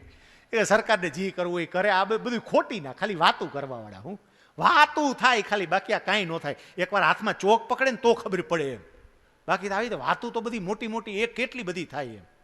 એટલી નકારાત્મકતા બહાર આવે, એટલી નકારાત્મકતા બહાર આવે. સમજી રાખજો, સફળ થવું હોય તો પહેલું કામ આ નકારાત્મકતાને બાજુએ મૂકવી પડે. જોકે આપણા લોહીમાં જ નકારાત્મકતા છે. ખરું, પહેલા નકારાત્મક વિચારો જ આવે છે, હકારાત્મક વિચાર પહેલા આવતા જ નથી. છોકરો બહાર ગયો હોય ને એમ કે પપ્પા હું 8 વાગે આવી જઈશ, 8 વાગે ઘરે ન આવે, 8:30 તમે ફોન કરો, ફોન સ્વિચ ઓફ આવે, પહેલા જ વિચારો મનમાં કયા ચાલુ થાય વિચારજો. લો, સીધી નકારાત્મકતા જ. અરે કોકને આંટી દીધો હોય છે, ઈ અટાઈ ગયો હોય છે, કેમ ફોન, કોકે ફોન જૂટવી લીધો હોય છે, કિડનેપ કરી ગયા હોય છે, શું થયું હોય છે, કોરોના રિપોર્ટ કરાવવા ગયો સીધો સિવિલમાં લઈ ગયા છે. તમે જુઓ, જાત જાતના એટલા નકારાત્મક વિચારો શરૂ થાય. સમુદ્ર મંથનની કથા એવું કે છે કે અમૃત જોઈએ છે તો પહેલું ઝેર પીવાની શરૂઆત કરો, પહેલું ત્યાંથી. આ જે કંઈ પણ નકારાત્મકતા છે ને એને દાબો. થશે, બધું જ શક્ય છે, કેમ ના થાય? ભગવાન સ્વામિનારાયણ વચનામૃતની અંદર એવું કહે છે, મનુષ્ય દેહે કરીને ન થાય એવું શું છે જે નિત્ય અભ્યાસ રાખીને કરે એ થાય જ. કેમ ના થાય? શું કામ ના થાય? હકારાત્મકતા. બીજું રત્ન જે નીકળે છે એ બીજું રત્ન છે કામધેનુ. કામધેનુ છે ને એ બીજાની ઈચ્છાઓ પૂર્ણ કરવા માટે એની એટલી બધી ક્ષમતા છે કે પોતાની ક્ષમતાને કારણે એ બીજાને રાજી કરી શકે છે. કામધેનુ એક ક્ષમતાનો પરિચય છે. એમ આપણા બધામાં પણ અદ્ભુત ક્ષમતા છે. શિક્ષકે આ શિક્ષણ નીતિને સાકાર કરવા માટે પોતાની આંતરશક્તિઓ એને ઓળખવી પડશે. છે જ તમારામાં ક્ષમતા, છે જ, અદ્ભુત કામ કરો જ છો, અને હજુ જેટલું કરો છો ને એના કરતાંય વધારે કામ કરવાની ક્ષમતા છે. એટલે આપણી ક્ષમતાઓને ઓળખવી પડશે. હનુમાનજી જ્યારે માતા સીતાની શોધ માટે લંકા જવા રવાના થયા, સમુદ્રના કાંઠે આવ્યા અને અટકી ગયા, આપણને બધાને ખબર છે. અને પછી વિચારમાં પડ્યા, ઘર આ તો 400 યોજન લાંબો સમુદ્ર, ઓળંગવો કેમ? અને એ વખતે જામવંતજી એને એની શક્તિઓનો પરિચય કરાવે છે કે અદ્ભુત શક્તિ છે તમારામાં, તમે કદાચ ભૂલી ગયા હશો, છે મારો કૂદકો, આરામથી પહોંચશો, પાછા આવશો. અને એને કર્યું. બસ આપણે બધા હનુમાન જ છીએ, અને આપણા બધામાં પણ એક ક્ષમતાઓ છે. એટલે નકારાત્મકતાને એક બાજુ મૂકી અને આપણી જે ક્ષમતા છે એ ક્ષમતાને ઉજાગર કરવાની. ક્ષમતા તો જ ઉજાગર થાય જો નકારાત્મકતા એક તરફ જાય. એટલે મારી પૂરી ક્ષમતા એનો હું ઉપયોગ કરું. ત્રીજું રત્ન જે એમાંથી નીકળે છે એ હતો ઉચ્ચ શ્રવા નામનો ઘોડો. ઉચ્ચ શ્રવા ઘોડો. અને ઘોડો ગતિનું પ્રતીક છે. નવી શિક્ષણ નીતિના સફળ અમલીકરણ માટે શિક્ષકે ઘોડાની ગતિથી દોડવું પડશે. હવે આ સમજજો, આ શિક્ષકોને સૌથી ખટકે એવી વાત છે, હું બહુ ચોખ્ખું કહું. ઘોડાની ગતિએ દોડવું પડશે. ક્લાસમાંથી બહાર નીકળી અને પછી પૂરું થઈ જતું હતું એમ નહીં. હવે તો કેટલી બધી તૈયારીઓ કરવી પડશે, જાત જાતની તૈયારીઓ કરવી પડશે. તમારે હોમવર્ક આવશે, ખાલી વિદ્યાર્થીઓને આવે એટલું નહીં, આપણા હોમવર્ક આવે. અને કરીએ છીએ, ફરી હું કહું, નથી કરતા એમ નહીં. ઘણા બધા મિત્રો અદ્ભુત કામ કરે છે. એનું જ આ સારું પરિણામ છે કે ગુરુકુળ પરિવારના વિદ્યાર્થીઓ આટલું સારું પરિણામ લાવે. પણ હવે દોડવાની ગતિ બદલાઈ જશે. હવે સામાન્ય ગતિથી નહીં ચલાય. અત્યારે જે ગતિથી ચાલતા હતા એ જ ગતિથી ચાલતા રહીએ તો આપણે પાછળ રહી જશું. એટલે ગતિ પકડવી પડશે, દોડવું પડશે. ચોથી બાબત જે આવશે કે ચોથું રત્ન જે નીકળે છે એ હતો ઐરાવત, હાથી. અને હાથી એ સ્થિરતાનું પ્રતીક છે. સમજો, તમે નકારાત્મક નહીં હોય, તમારા નકારાત્મક વિચારો મૂકી દેશો, તમારી આંતરશક્તિઓ એને ઓળખશો, એનો ઉપયોગ કરવા માટે પૂરતી ગતિથી દોડશો, પણ છતાંય પરિણામ હાવ ધીમું હોય છે, અમે વિદ્યાર્થીઓમાં એટલું પરિણામ નહીં દેખાય, તો એ વખતે હતાશ થઈ, નિરાશ થઈ હથિયાર હેઠા નહીં મૂકીએ. હથિયાર હેઠા નહીં મૂકીએ, કારણ કે પરિણામ તરત નહીં મળે. માઓ ઝેડોંગની મેં જે તમને શરૂઆતમાં વાત કરી, સાહેબ કેટલા વર્ષોની રાહ જોયા પછી એને પરિણામ મળ્યું. એટલીસ્ટ 22 યર, 22 વર્ષ એને રાહ જોઈ એ પરિણામ માટે, અને 22 વર્ષ પછી એ પરિણામ મળ્યું. અનાદિ મૂળ અક્ષર મૂર્તિ ગુણાતીતાનંદ સ્વામી એવું કહેતા કે પાંદડે પાંદડે સ્વામિનારાયણનું ભજન કરાવવું છે, એમનું લક્ષ્ય હતું, એમનો ઉદ્દેશ હતો. તો એ બોલ્યા ને પછી એ અઠવાડિયામાં ચાલુ થઈ ગયું પાંદડે પાંદડે ભજન. એમ સંતોન મારતા હતા. અને અનાદિ મૂળાક્ષર મૂર્તિ ગુણાતીતાનંદ સ્વામીને એમને ખુદને એવી રીતે મારેલા છે, પાછળ પેલા બાવળની સૂળ સહિતની જે સોટી હોય ને એનાથી માર્યા આવા સંતને. પણ છતાંય એને ખબર હતી કે આ લાંબા ગાળાની તપશ્ચર્યા છે. અને આજે તમે જોઈ શકો છો, વિશ્વનો એક એવો દેશ બતાવો જ્યાં સ્વામિનારાયણ સંપ્રદાય પહોંચ્યો ના હોય. એમ લાંબા ગાળાની યાત્રા છે, અને એટલે ધીરજ રાખવી પડે. પાંચમું જે રત્ન એમાંથી નીકળે છે એ પાંચમું રત્ન હતું કૌસ્તુભ મણિ. અને કૌસ્તુભ મણિ એ પ્રકાશનું પ્રતીક છે, એ તેજનું પ્રતીક છે. એટલે આપણું તેજ હવે બહાર આવવું પડે. તેજ ક્યારે બહાર આવે? મતલબ આપણે અપડેટ થવું પડે. શિક્ષક તરીકે હવે અપડેટ થવું પડશે, બહુ જ અપડેટ થવું પડશે. નવી નવી બાબતો સતત વાંચતી રહેવી પડશે, શીખતી રહેવી પડશે. હવે શેર બજારમાં પાછું આવવું પડશે. રિલાયન્સ કેટલે પહોંચ્યો, એ ભલે જેટલે પહોંચ્યો એટલે, પણ મારો વિદ્યાર્થી કેટલે પહોંચ્યો, એને ફલાણું લીધું છે તો એની અંદર એને આટલા પ્રોજેક્ટ કરવાના હતા, એ કર્યા કે કેમ. હું જો ફરી કહું છું કે આપણે બધા બહુ જ સરસ રીતે કામ કરીએ છીએ, પણ નવી શિક્ષણ નીતિ એવું કહે છે કે હજુ આગળ વધવું પડશે અને અપડેટ થવું પડશે. કેટલીક બાબતમાં અપડેટ થવાનું રહી જાય છે. અપડેટ થવાતું જ નથી, નવું શીખાતું જ નથી, નવું વંચાતું જ નથી. જેટલા શિક્ષક મિત્રો આ વાત સાંભળી રહ્યા છે, દરેક શિક્ષક મિત્રો ભગવાનને સાક્ષીએ રાખીને, પોતાના હૃદય પર હાથ રાખીને તમારી જાતને સવાલ પૂછો કે લોકડાઉનના આ 7 મહિના દરમિયાન તમે કેટલા પુસ્તકો વાંચ્યા? પૂછો તમારી જાતને સવાલ. અમુક એક પુસ્તકને અડ્યા જ નથી. બોલો, 7 મહિના દરમિયાન કોઈ નવું પુસ્તક નહીં, કશું જ નહીં. કેટલો ટાઈમ હતો, ક્યાં પસાર કર્યો હતો કે જેની યારે કંઈ લેવા દેવા નથી એવા સમાચારોમાં આમ કર્યા. આ ચૂંટણીમાં આને ઊભો રાખ્યો, આને રાખવાની જરૂર નહોતી, આને જો હું કહેતો જ તો સ્થાનિક સ્વરાજ્યની ચૂંટણીઓ રદ થાય થઈને. હું જે કહું છું એ આપ સમજી શકો છો. અપડેશન, સતત અપડેટ થવું પડે. હું એક નાની ઘટના આપને કહું. હું જ્યારે અહીંયા હિસાબી અધિકારી તરીકે જોડાયો, ગોંડલથી અપડાઉન કરતો હતો. એક દિવસ બસમાં મારી બાજુમાં એક છોકરો બેઠો હતો અને એ વાંચતો હતો. મેં એને ડિસ્ટર્બ ના કર્યો, પણ જેવું રાજકોટ સિટીમાં બસ એન્ટર થઈ એટલે મેં તરત એમને પૂછ્યું, શું વાંચતો હતો દોસ્ત? મને કે માર્કેટિંગ મેનેજમેન્ટ. એમ? શું સ્ટડી કરે છે? મને કે M.Com. મેં કઈ કોલેજમાં? હું જે કોલેજમાં અહીંયા રાજકોટ ભણ્યો હતો ને એ જ કોલેજનું નામ આપ્યું અને આપણને મજા આવી ગઈ. ઓહો, મેં જ્યાંથી M.Com કર્યું હતું આ તો ત્યાંનો જ વિદ્યાર્થી. એટલે મેં તરત એમ પૂછ્યું કે અત્યારે માર્કેટિંગ મેનેજમેન્ટ કોણ ભણાવે છે? તો મને જે પ્રોફેસર ભણાવતા હતા ને એ જ ભણાવતા હતા. હજી કોલેજમાં તે જ હતા. નોટ તો બતાવો. નોટ લીધી.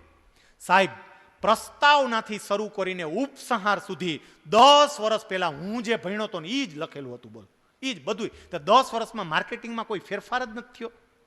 મારે જે કેવું છે તમે સમજી શકો છો. અપડેશન જ નહીં કાંઈ. એમ ઘણા નોટ બનાવી રાખી હોય. બોલો, 5 વર્ષથી ઘણા એ વિચારે કે હારો સિલેબસ બદલા હે તો નોટ બદલાવી પડશે આપણે. હો, આ વારે સરકાર બદલાવ્યા જ કરે છે બધું. આપણે નોટું બદલાવી માંડ તૈયાર કરી હતી. એમ નોટું નહીં, હવે તો સમજો રોજ બદલાશે. રોજ ચેન્જ સતત આવતા રહેશે. એટલે અપડેટ થવું પડશે. પછી જે 6થું રત્ન આવે છે એ છે કલ્પવૃક્ષ. અને કલ્પવૃક્ષ છે ને એ ઈચ્છા પૂર્તિનું પ્રતીક છે. અહીંથી હવે પરિણામ આવવાનું શરૂ થશે. જે શિક્ષણ નીતિ સરકાર અમલમાં મૂકી રહી છે એનું થોડું પરિણામ, એના ફળ એ દેખાવાના શરૂ થશે. આ 5 બાબતો બને તો. પણ થોડા ફળ દેખાવાના શરૂ થાય ને એટલે તરત 7મું રત્ન આવે ને છે રંભા નામની અપ્સરા. અને રંભા નામની અપ્સરા એ વિઘ્નોનું પ્રતીક છે. વિઘ્નો આવે, જાતના વિઘ્નો આવશે. કયા વિઘ્નો? તમે બહુ જ મહેનત કરો છો, દિલથી મહેનત કરો છો, સરસ મહેનત કરો છો, ધીમે પરિણામ આવવાનું શરૂ થયું, પણ એ વખતે સંસ્થા તરફથી જો તમારી પ્રશંસા નહીં થાય તો બીજા 3 જણા આવીને કહે, મહેનત કરી ને મળ્યું કાંઈ? મળ્યું? બે સાનું મનો ભાઈ, જે કરતા હોય ને એટલું જ કરાય. આટલું કરીએ છીએ ને એ બરોબર છે. થયું કાંઈ? આપ્યું ઇનામ? હું લાડવો બાંધી દીધો? ઘણા જાતની હું લે જા હાલ, મહેનત કરી હું લઈ ગયો. સમજો આ કોણ? રંભા, જે તમને પ્રગતિ કરતા અટકાવે છે. જો તમે એનાથી બચી શકો તો 8મું રત્ન મળે, એ છે લક્ષ્મીજી. અને લક્ષ્મીજી એ સમૃદ્ધિ અને ઐશ્વર્યનું પ્રતીક છે. અને હવે સાચી સમૃદ્ધિ મળી તમને, વ્યક્તિગત રીતે પણ અને દેશને પણ સાચી સમૃદ્ધિ મળશે. અહીંથી થોડી વ્યક્તિગત વાત આવશે. આપણને સંપત્તિ મળશે, સમૃદ્ધિ મળશે, ઐશ્વર્ય મળશે, એટલે તમારી નામના પણ થશે. પણ ત્યાર પછી 9મું રત્ન આવે છે, એ હતી વારુણી નામની દેવી. અને વારુણીનો મતલબ થાય છે મદિરા. એ નશાનું પ્રતીક છે. અને એક વખત ઐશ્વર્ય આવ્યું ને, પ્રતિષ્ઠા આવીને, સમૃદ્ધિ આવીને એટલે નશો આવે જ. પાછળ નશો આવે. જો એનાથી બચી શકે, કારણ કે ઘણા નશો ચડી જાય. તમે જોજો, જ્ઞાનનો નશો હોય. હો, ખાલી એવું ન હોય સંપત્તિનો જ નશો હોય, જ્ઞાનનો નશો ચડે. ને આપણને શિક્ષક તરીકે એ આવે જ્ઞાનનો. મારા જેવો કોઈ નહીં. આપણી માસ્ટરી. શું માસ્ટરી? સમજવું નશો ચડ્યો બરોબરનો. અને જેને નસો ચડે એ બરોબર જવાબય ના આપે, એવો આમ બે વેત ઊંચા ઉડવા માંડે. સમજવાનું કે અહીંથી પતન શરૂ થાય, પણ જે એનાથી બચી શકે તો 10મું રત્ન મળે છે, અને એ છે ચંદ્ર. ચંદ્ર છે ને એ શીતળતાનું પ્રતીક છે. પછી શાંતિની અનુભૂતિ થાય. તમે જોજો, વિઘ્નોની વચ્ચે પણ એવી મજા આવે, એવી શાંતિ શાંતિ શાંતિ શાંતિ શાંતિ જ અનુભવાય, ગમે એ હોય ને તોય. આજે જ મારા ફેસબુક પેજ ઉપર મેં એક વિડીયો અપલોડ કર્યો છે.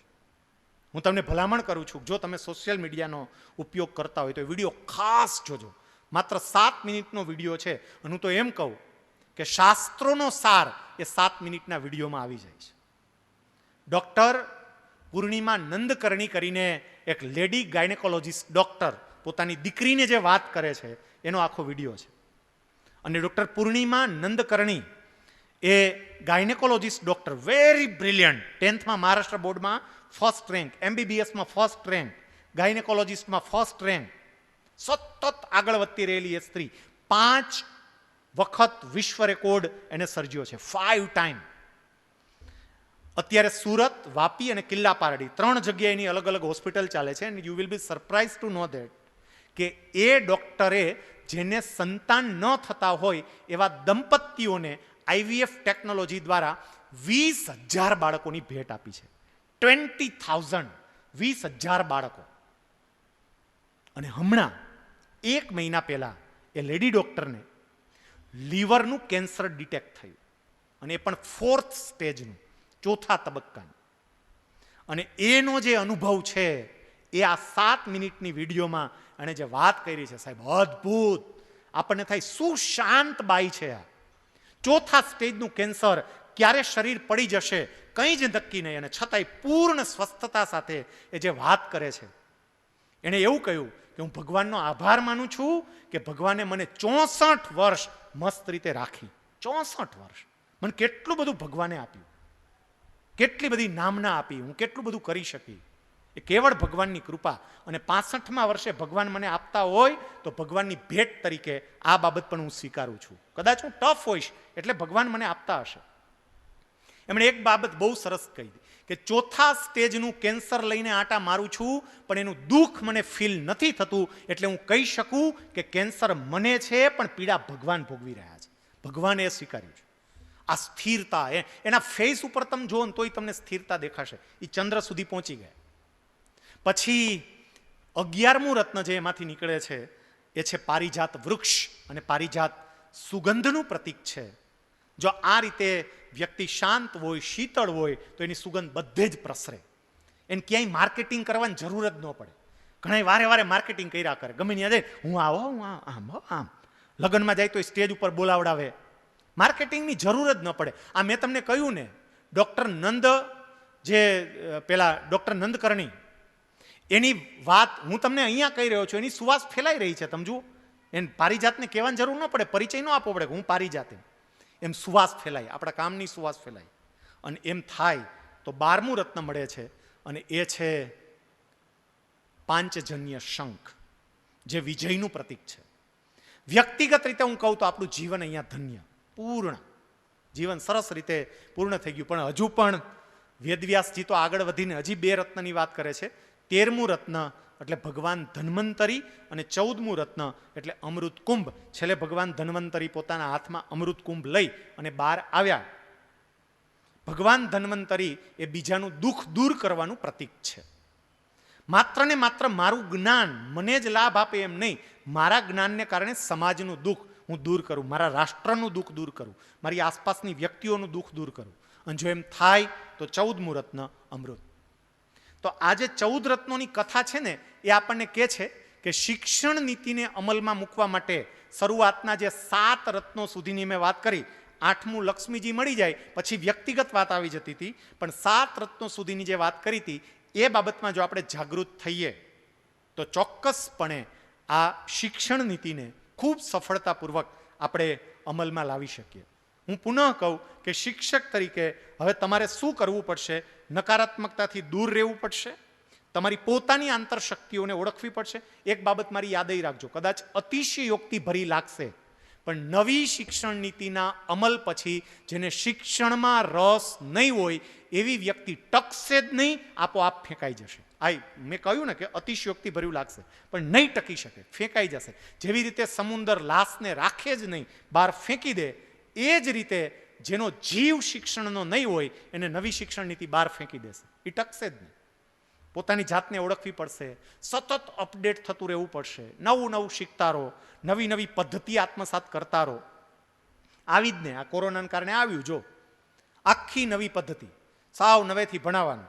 તો કેટલાક બહુ સરસ મહેનત કરે છે ઘરે, એટલી સરસ મહેનત કરે, એવા સરસ વિડીયોઝ તૈયાર કરે, એવું સરસ મટીરિયલ તૈયાર કરે સમયનો સદુપયોગ કરીને, અને કેટલાય ગપ્પાઈ મારે છે બેહીને, અલગ અલગ વ્યક્તિ. પણ એટલું પાક્કું કે આ શિક્ષણ નીતિના અમલીકરણ માટે હું જેટલો સજાગ થઈશ એનો ફાયદો મને મળશે. જેટલો હું સજાગ થઈ શકીશ ને મને ફાયદો મળશે. ઘણી વખત આપણે પૂર્ણ રીતે સજાગ થતા નથી, પણ સજાગ થવું બહુ જરૂરી છે. અને તમે જેટલા જાગૃત થશો, જેટલા સજાગ થશો, તમને એનો ફાયદો મળશે. એક સરસ મજાની વાત કહો અને પછી મહત્વની પ્રશ્નોત્તરી ઉપર પણ આપણે જવું છે. એક છે ને ગામડામાં રહેતો એક છોકરો, એ બૂટ એમને બનાવવા હશે, તે વખતે બૂટ બનાવતા, તૈયાર કરતા. એટલે એમની માને એવું કીધું મારે બૂટ બનાવવા છે, બૂટ બનાવવા છે. એટલે એની માએ થોડી બચત કરી રાખેલી, છોકરાને આપ્યા ને પછી એવું કીધું જા હાલ બનાવી આવ, મોચીને માપ આપ્યા, જા. છોકરો ગયો મોચીને માપ આપવા માટે. પછી મોચીને પૂછ્યું કે હે આ બૂટના તમે કેટલા પૈસા લ્યો?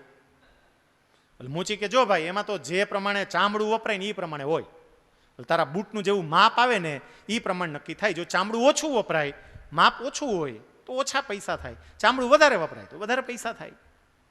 પછી આ છોકરાએ માપ આપ્યું, ઘરે આવ્યો, ઘરે આવીને બાન કે બા આજે મોચીને છેતરી આવ્યો, બરોબરનો છેતરો છો, બાકી એવું શું કર્યું વળી તે? એ કે છે ને એને એવું કીધું હતું કે બૂટનું મૂલ્ય એ કેટલું ચામડું વપરાશે એને આધારે નક્કી થશે. તો એ કે મેં છે ને જે બૂટ પહેર્યા હતા ને એ પેલા માપ લેતા હતા ને ત્યારે મેં મારા પગ આમ સંકોડી લીધા અંદર બરોબરના, ચામડું ઓછું વપરાશે હવે. પછી એની માએ કીધું બેટા મોચી નથી છેતરાણો, તું છેતરાઈને આવ્યો, હવે પહેરીશ કેમ? માપ તો આપી આવ્યો, સસ્તા તો પડ્યા પણ પહેરીશ કેમ? સમજી રાખજો, નવી શિક્ષણ નીતિ અમલમાં આવ્યા પછી આપણે શિક્ષક તરીકે આપણામાં ફેરફાર નહીં કરીએ તો મોચી નહીં છેતરાય, છેતરાશું આપણે. આ નક્કી કરજો. આમાં ઘણા કે આ છેતરા, જો છેતરા, એ કે આ સ્વામી આ બધું ઓનલાઈનનું કર્યું, હું કરી લીધું, હાલો હું કરી લીધું. આપણને બેહાડ્યા એટલું જ, બેઠા હા એમડું લેવું જ નથી કઈ, હાલો શું કરે? સમજી લેવાનું, મોચી છેતરાવાનો જ નથી, છેતરાવાના આપણે છીએ. અને એટલે શિક્ષક તરીકે જે કેટલીક બાબતોમાં તમારે ખૂબ મહત્વના ફેરફારો કરવા પડશે. મેં તમને કહ્યું નકારાત્મકતાથી તમારી જાતને દૂર રાખવી પડશે. અને હું દુઃખ સાથે એટલા માટે કહી રહ્યો છું કે શિક્ષકો એકબીજા સાથે જ્યારે વાતો કરતા હોય છે ત્યારે મને જે અનુભવાયું છે એ હું કહું છું. હું માફી માંગી લઉં છું પહેલાં કે મને માફ કરજો, પણ આ મને અનુભવાયું છે કે જ્યારે વાતો કરતા હોય છે ત્યારે હકારાત્મક વાતો કરતાં નકારાત્મક વાતો વધારે થાય છે. હકારાત્મક વાત ઓછી થાય, નકારાત્મક વાત વધારે થાય. એટલે હું પુનઃ આને દોહરાવું છું કે નકારાત્મકતાથી દૂર રહેજો. અમલ થશે, ચોક્કસપણે થશે. વિઘ્નો આવશે તો એને દૂર પણ કરશે સરકાર, એટલે અમલ સરસ રીતે થશે. બીજી જે મેં મહત્વની બાબતની વાત કરી, અપડેટ થવાની. અપડેટ થજો, નવું નવું શીખજો, સતત અને સતત નવું નવું કંઈક મેળવતા રહેજો, જે તમે મેળવો જ છો. મારે ત્યાં છે ને, હું અહીંયા અત્યારે સ્પીપામાં જોઈન્ટ ડાયરેક્ટર તરીકે છું અને સ્પીપામાં સમગ્ર સૌરાષ્ટ્રના 12 જિલ્લાના તમામ ડિપાર્ટમેન્ટના અધિકારીઓ અને કર્મચારીઓ કમ્પ્યુટરની CCC પ્લસની પરીક્ષા માટે આવે અને એ પરીક્ષા પાસ કરે પછી એને આગળનું પ્રમોશન મળે અથવા હાયર ગ્રેડ મળે. તમારામાંથી જેટલા શિક્ષક મિત્રો ગ્રાન્ટ ઇન એડ વિભાગમાં હોય એ બધાને ખબર છે કે ઉચ્ચતર પગાર ધોરણનો લાભ લેવો હોય તો આ CCC પ્લસ પાસ કરવી પડશે. અને હવે તો સરકારે લિમિટ આપી દીધી કે 31/12/2020 પહેલા આ પાસ કરી લેવી પડશે. મારે ત્યાં જેટલા શિક્ષક મિત્રો આ પરીક્ષા આપવા માટે આવે સાહેબ, મોટા ભાગના એમ માનો ને 80% ફેલ જ હોય. ફેલ શિક્ષક 80% ફેલ. કેમ? નવું શીખવાની આદત જ નથી, નવું શીખવું જ નથી. કમ્પ્યુટર વગર ચાલે એમ જ નથી. એ વાસ્તવિકતાનો સ્વીકાર કરીએ તો કમ્પ્યુટર પણ શીખવું પડે, પણ એ નહીં શીખે. અમુકને તો અમે જોઈને કમ્પ્યુટર પર બેઠા હોય તો સામેથી હું એને પૂછું, શિક્ષક છો? કે હા, ખબર પડી જ જાય. શું કામ? ફરી કહું છું, જો હું બિલકુલ તમારું અપમાન કરવા કે એ રીતે, પણ જે સાચી વાત છે એ હું તમને અમુક બાબતો કડવી હશે પણ કડવી વાત સ્વીકારજો પણ ખરા. હું એ કહું છું કે તમારામાંથી બધા એમાં નથી. અત્યારે જે યંગસ્ટર્સ આવે છે એ બહુ જ સરસ રીતે કામ કરનારા છે, એ જ રીતે જે અનુભવી છે એ પણ બહુ સરસ રીતે કામ કરે છે, પણ બંનેમાં એવા પણ છે કે જે અપડેટ થતા જ નથી. એક કોલેજના પ્રાધ્યાપક હતા, મારે ત્યાં પરીક્ષા આપવા માટે આવેલા, ફોર્મ ફિલઅપ કરતા હતા અને એમાં ડિપાર્ટમેન્ટ લખવાનું હતું. એક તો ડેઝિગ્નેશન હતું, ડેઝિગ્નેશન પહેલા એનું નામ આવે પછી ડેઝિગ્નેશન આવે. એટલે હું ત્યાં રાઉન્ડ મારતો જ હોય, તરત જ આમ સામે જોયું આપણને ખબર પડે, કારણ કે એક પ્રશ્ન હશે. હું ત્યાં ગયો, પછી મેં પૂછ્યું શું કંઈ પ્રશ્ન છે, કંઈ ક્વેરી? મને કે હા. મેં શું? મને કે આ ડેસિગન્સ શું છે? મેં તો ડેસિગન્સ નથી, ડેઝિગ્નેશન છે. મને કે એટલે? મેં તો હોદ્દો. મને કે તો અધ્યાપક સહાયક લખવું? લખો, બાકી અધ્યાપક સહાયક શું કામ? આસિસ્ટન્ટ પ્રોફેસર લખને. પણ એ સ્પેલિંગ નહોતો આવડતો, એટલે અધ્યાપક સહાયક એ લખ્યું. હજી સમજો તમે, હું પાછળ જ ઉભો રહ્યો, પણ તરત આવ્યું ડિપાર્ટમેન્ટ. મને કે આમાં શું લખવાનું? મેં તમારા ડિપાર્ટમેન્ટ હોય. મને કે એટલે? મેં તમારા ડિપાર્ટમેન્ટ એજ્યુકેશન કહેવાય, એટલે આમાં એજ્યુકેશન ડિપાર્ટમેન્ટ એ રીતે લખવાનું. આપણા ગાંધીનગર ખાતેના જે 26 વહીવટી વિભાગ છે એ પૈકીનો એક. મને કે સાહેબ સ્પેલિંગ કયો ને. મેં તમે પ્રોફેસર છો, કેટલો મોટો પગાર લેનારા છો, તમને એનો સ્પેલિંગ ન આવડે? વિચાર કરજો તમે. સ્વીકારે તો નહીં જ, સામે દલીલ કરે. મને તરત કે પણ હું તો ગુજરાતીનો અધ્યાપક છું સાહેબ. તમે સમજી શકો છો હું જે કહેવા માંગુ છું તે અપડેટ થવાનું રહી જાય છે. પણ નવી શિક્ષણ નીતિ એ એવું કહેશે કે એમ નહીં ચાલે. સતત તમારે પોતાને પ્રોજેક્ટ તૈયાર કરવા પડશે વિદ્યાર્થીઓ માટે. અત્યાર સુધી આપણે શું કરતા હતા? વિદ્યાર્થીઓને પ્રોજેક્ટ આપતા હતા. હવે વિદ્યાર્થીઓ નહીં, શિક્ષક નહીં, પ્રોજેક્ટ આવશે. એની ટ્રેનિંગો શરૂ થશે, એની ટ્રેનિંગ પણ ધીમે ધીમે શરૂ કરશે. ઇમ્પ્લિમેન્ટ થતાં મને એવું લાગે છે કે કદાચ હું જો અતિશયોક્તિ ના કરતો હોય તો સંપૂર્ણપણે એનો અમલ થતાં 1 દશકો નીકળી જશે અને એકાદ દશકા પછી આપણને એના પરિણામો મળવાના શરૂ થશે.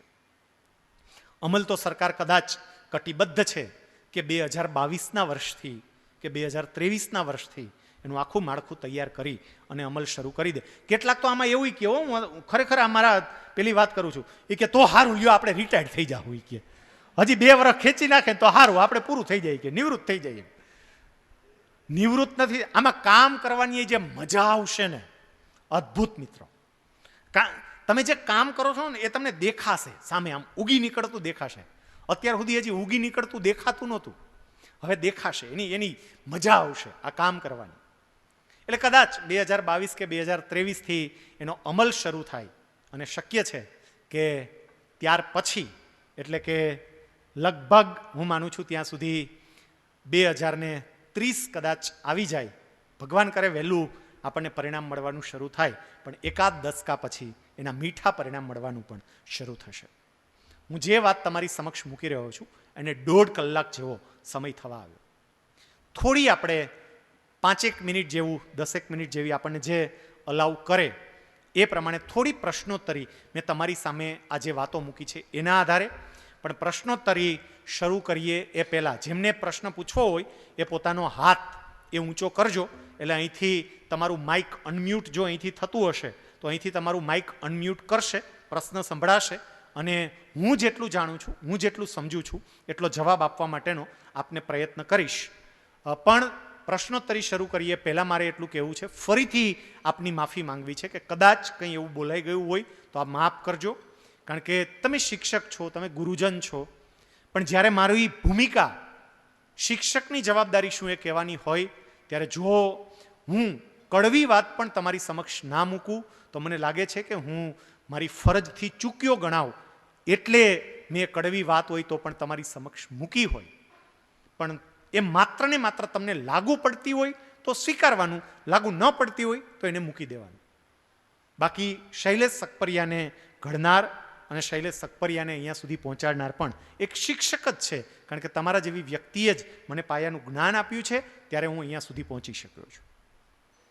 હવે તમારા જે કંઈ પણ પ્રશ્નો છે એ પ્રશ્નો આપણે લઈએ, એક પછી એક. કોઈ પણ મિત્રોને પ્રશ્નો હોય તો આપના પ્રશ્નો પ્લીઝ.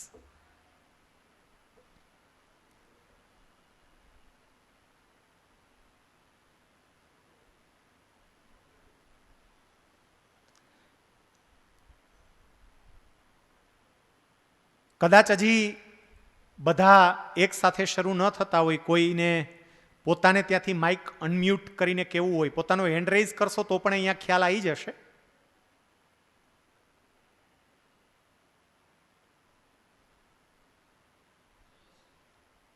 યસ.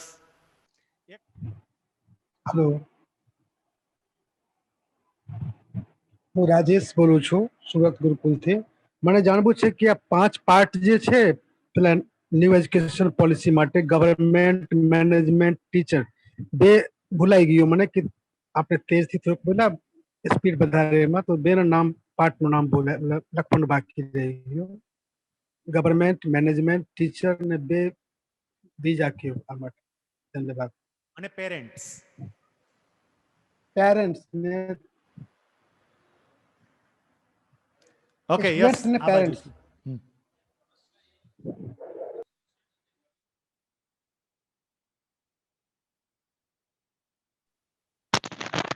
જય સ્વામિનારાયણ સંતોને, શૈલેષભાઈને જય સ્વામિનારાયણ. મારો અવાજ આવે છે સાહેબ? ઓકે શૈલેષભાઈ, મારો એક પ્રશ્ન એ હતો કે તમે 3rd સ્ટેજની જે વાત કરી છે, મિડલ સ્ટેજની, એ સ્કિલ બેઝડ એજ્યુકેશનની આપણે વાત કરી છે.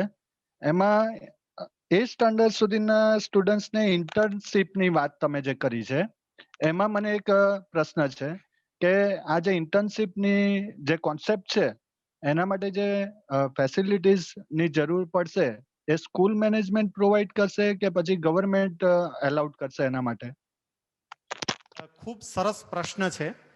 એક તો મિડલ સ્ટેજની અંદર જે ઇન્ટર્નશીપ એમને આપવાની થશે, તો એ ઇન્ટર્નશીપ માટે સરકાર હવે બધું નક્કી કરશે. ધીમે ધીમે બધું નક્કી થશે, ડિસાઇડ થશે. પણ હું માનું છું ત્યાં સુધી એની જવાબદારી એ સ્કૂલ મેનેજમેન્ટ પર સોંપવામાં આવશે, કારણ કે સ્કૂલ મેનેજમેન્ટને એની સામે ફીઝ લેવાનો અધિકાર પણ આપશે. જે પ્રમાણે ફેસિલિટી આપે છે એ પ્રમાણે એની ફીઝ પણ નક્કી થશે. એટલે આફ્ટર ઓલ વિદ્યાર્થીઓને જે કંઈ પણ મળે છે એ અંતે તો વિદ્યાર્થી પોતે જ આપશે, જો એ સેલ્ફ ફાઇનાન્સ સ્કૂલમાં હશે તો. અને જો એ સરકારી શાળાની અંદર હશે તો બટ નેચરલ છે કે એ રિસોર્સિસ સરકાર પૂરા પાડશે. એટલે રિસોર્સિસની આપણે વાત કરીએ, હજુ સરકારે એ ડિફાઇન નથી કર્યું, એટલે અત્યારે કહેવું કદાચ એ વધારે પડતું કહેવાશે. પણ હું એવું માનું છું કે નક્કી કદાચ એવી રીતે થશે કે સરકારી જેટલી સ્કૂલો હોય એમાં રિસોર્સિસ પૂરા પાડવાના થશે તો એ સરકાર પૂરા પાડશે, અને સેલ્ફ ફાઇનાન્સ સ્કૂલો જેટલી હોય એમાં રિસોર્સિસ પૂરા પાડવાના થાય તો એ જે મેનેજમેન્ટ છે મેનેજમેન્ટ પૂરા પાડશે. પણ મેં તમને કહ્યું એ પ્રમાણે રિસોર્સિસનો જે કંઈ પણ ખર્ચો થયો હશે એ ખર્ચો સ્ટુડન્ટ્સ પાસેથી, પેરેન્ટ્સ પાસેથી લેશે. એટલે આફ્ટર ઓલ એ પેરેન્ટ્સના માથે એ ખર્ચો જશે, એવું કદાચ એ શક્ય છે. પછી તો સરકાર એની પ્રોપર ગાઈડલાઈન હજી જેમ બહાર પાડે એ પ્રમાણે આપણને ખબર પડશે. ઓકે, ત્યાં સુધીમાં અહીંથી જે પ્રશ્ન હતો એ પ્રશ્ન લઈ લઈએ. અહીંથી એક પ્રશ્ન એવો આવ્યો કે આ નવી શિક્ષણ નીતિ માની લો કે 2022થી અમલમાં મૂકે અથવા 2023થી અમલમાં મૂકે, તો અત્યારે જે વિદ્યાર્થી 4થામાં ભણે છે, 5મામાં ભણે છે, 8મામાં ભણે છે, 11મામાં ભણે છે, 10મામાં ભણે છે, એનું શું કરવાનું? એને સીધો જ એ સ્ટેજ 4 તબક્કા પાડી અને 4 તબક્કામાંથી જે સ્ટેજમાં આવતો હોય એ જ સ્ટેજમાં મૂકી દેવાનો, કરવાનું શું? ફરી અહીંયા કહું, હજુ સરકાર ધીમે ધીમે અલગ અલગ બાબતોની સ્પષ્ટતાઓ કરતી જાય છે, એટલે આની પણ સ્પષ્ટતા થશે કે કેવી રીતે થાય. પણ કદાચ હું માનું છું ત્યાં સુધી થશે એવી રીતે કે 4 સ્ટેજ પ્રમાણે 4 સ્ટેજ પાડી જ દેશે, 4 ભાગ પાડી જ દેશે. 4 ભાગમાં માની લ્યો કે પહેલો ભાગ છે એ બેઝિક સ્ટેજ છે. તો બેઝિક સ્ટેજમાં નર્સરીથી શરૂ કરી અને ધોરણ 2 સુધીના વિદ્યાર્થીઓ આવે છે. એમાં જે સરકારે નક્કી કરેલા કરિક્યુલમ્સ હશે એની શરૂઆત એ સ્ટેજના પ્રથમ ધોરણથી શરૂ થાય. દાખલા તરીકે નર્સરીમાં એડમિશન લે એને નવી સિસ્ટમ પ્રમાણે, પણ બાકીના પણ એમાં ગોઠવાઈ જશે. એના પોતાના જે વિષયો હશે એ જ વિષય પ્રમાણે ભણે. એ જ પ્રમાણે માની લ્યો કે હવે સેકન્ડ સ્ટેજ આવે છે. તો સેકન્ડ સ્ટેજની અંદર એટલે કે જેને આપણે પ્રેપરેટરી સ્ટેજ કહીએ, 3જું, 4થું અને 5મું ધોરણ. તો એમાં 4થું અને 5મું ધોરણ એ યથાવત રહે, કારણ કે 3જા વાળો પાસ થઈને 4થામાં આવ્યો હોય, 4થા વાળો પાસ થઈને 5મામાં આવ્યો હોય. પણ એનું પ્રથમ જે સ્ટેજ આવે છે સેકન્ડ સ્ટાન્ડર્ડ, તો થર્ડ સ્ટાન્ડર્ડ, એ થર્ડ સ્ટાન્ડર્ડમાંથી એનો સિલેબસ અમલમાં મૂકે. સેમ એ જ રીતે બધે આગળ વધે. આવી શક્યતાઓ અત્યારે દેખાઈ રહી છે, પણ કદાચ એમાં સરકાર હજુ બધી ગાઈડલાઇન્સ બહાર પાડે પછી ખબર પડશે. એટલે એનો મતલબ એમ થાય, એ સમજજો કે માની લો કે અત્યારે કોઈ વ્યક્તિ 6ઠ્ઠા ધોરણમાં ફોર એક્ઝામ્પલ છે, એટલે હવે 7મામાં આવશે. તો 6ઠ્ઠું, 7મું અને 8મું 3 મિડલ સ્ટેજ કહેવાય. એમ એને ઇન્ટર્નશીપ મળે, આ તે, પણ એ લાભ અત્યારે જે 7મામાં આવ્યો એને કદાચ ના મળે. એને 7મામાં પણ નહીં મળે, એને 8મામાં પણ જેવો એ 9મામાં આવે તો એને સબ્જેક્ટ સિલેક્શનથી લઈને બધું જ મળી જાય. યસ સ્વામીજી.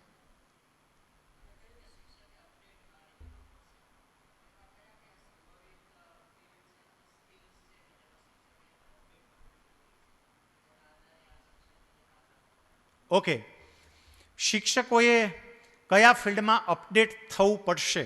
જેમ મેં કહ્યું કે શિક્ષકોએ હવે અપડેટ થવાની જરૂર પડશે. સૌથી પહેલામાં પહેલું સ્ટેજ મને જે દેખાય છે, ઇવન સરકારે તો હજી એની વાતય નથી કરી, કદાચ તજજ્ઞોય આ બાબતની વાત નથી કરતા, પણ હું જે પ્રમાણે વાંચું છું, વિચારું છું એ પ્રમાણે કહું તો શિક્ષકોએ સૌથી પહેલામાં પહેલું સાયકોલોજીના ફિલ્ડમાં અપડેટ થવું પડશે. Human psychology. એને હ્યુમન સાયકોલોજી સમજવી પડશે. તમે બધા, તમને ખબર છે કે જ્યારે તમે બીએડ કરતા હતા, તમે પીટીસી કરતા હતા, એ વખતે હ્યુમન સાયકોલોજી આવતી હતી. પણ એ માત્ર ભણવા માટે ભણતા હતા, વધારે માર્ક કેમ મળે એના આપણા પ્રયત્નો હતા. પણ રિયલ સેન્સમાં હ્યુમન સાયકોલોજી શીખવી પડશે. હું વિદ્યાર્થીને જોઉં મને ખબર પડે કે આ કેવો છે ને શું કરે છે, અને તમે સમજવાનો શીખવાનો પ્રયત્ન કરો તો સમજાઈ જાય. બિલકુલ તમને ચહેરા જોઈને ખબર પડવા માંડે કે આ શું કહેવા માંગે છે, શું છે, એની શક્તિ શું છે, એ કઈ બાબતમાં આગળ વધી શકે એમ છે. તમને પોતાને ખબર પડે, તમારી સાથે વાતચીત કરે, તમારી સાથે બોલે, તમારી સાથે ચર્ચા કરે, એના આધારે. એટલે એક ફિલ્ડ હ્યુમન સાયકોલોજી. અત્યારથી તૈયાર થવું હોય તૈયાર થવાની શરૂઆત કરી દેજો. હ્યુમન સાયકોલોજી થોડી વાંચો, થોડી સમજો. સાયકોલોજીના એક્સપર્ટ હોય એની પાસે પણ બેસો, અને સમજવા માટે અત્યારે તો બેસ્ટમાં બેસ્ટ માધ્યમ સાહેબ યુટ્યુબ ઉપર સરસ મજાના તમને એના ઉપરના લેક્ચર્સ મળશે, એના ઉપરના એક્સપેરિમેન્ટ મળશે, અલગ અલગ પ્રકારના પ્રયોગો મળશે. એટલે એક એ. બીજું, એને જે અપડેટ થવું પડશે એ કરંટ સિનારીઓથી અપડેટ થવું પડશે. તમારે વિદ્યાર્થીઓની સમક્ષ જે કંઈ પણ મૂકવું પડશે ને, એ હવે જૂનવાણી ચોપડામાં છપાયેલું છે એ નહીં ચાલે. એને વર્તમાન સમય સાથે તમારે કનેક્ટ કરવું પડશે. તમે ટ્રિગોનોમેટ્રી ભણાવો છો તો ટ્રિગોનોમેટ્રી એ તો બરોબર છે, પણ એ ટ્રિગોનોમેટ્રીના પ્રેક્ટિકલ અમલ દ્વારા દુનિયાની અંદર શું શું થયું એ હવે તમારે બતાવવું પડશે.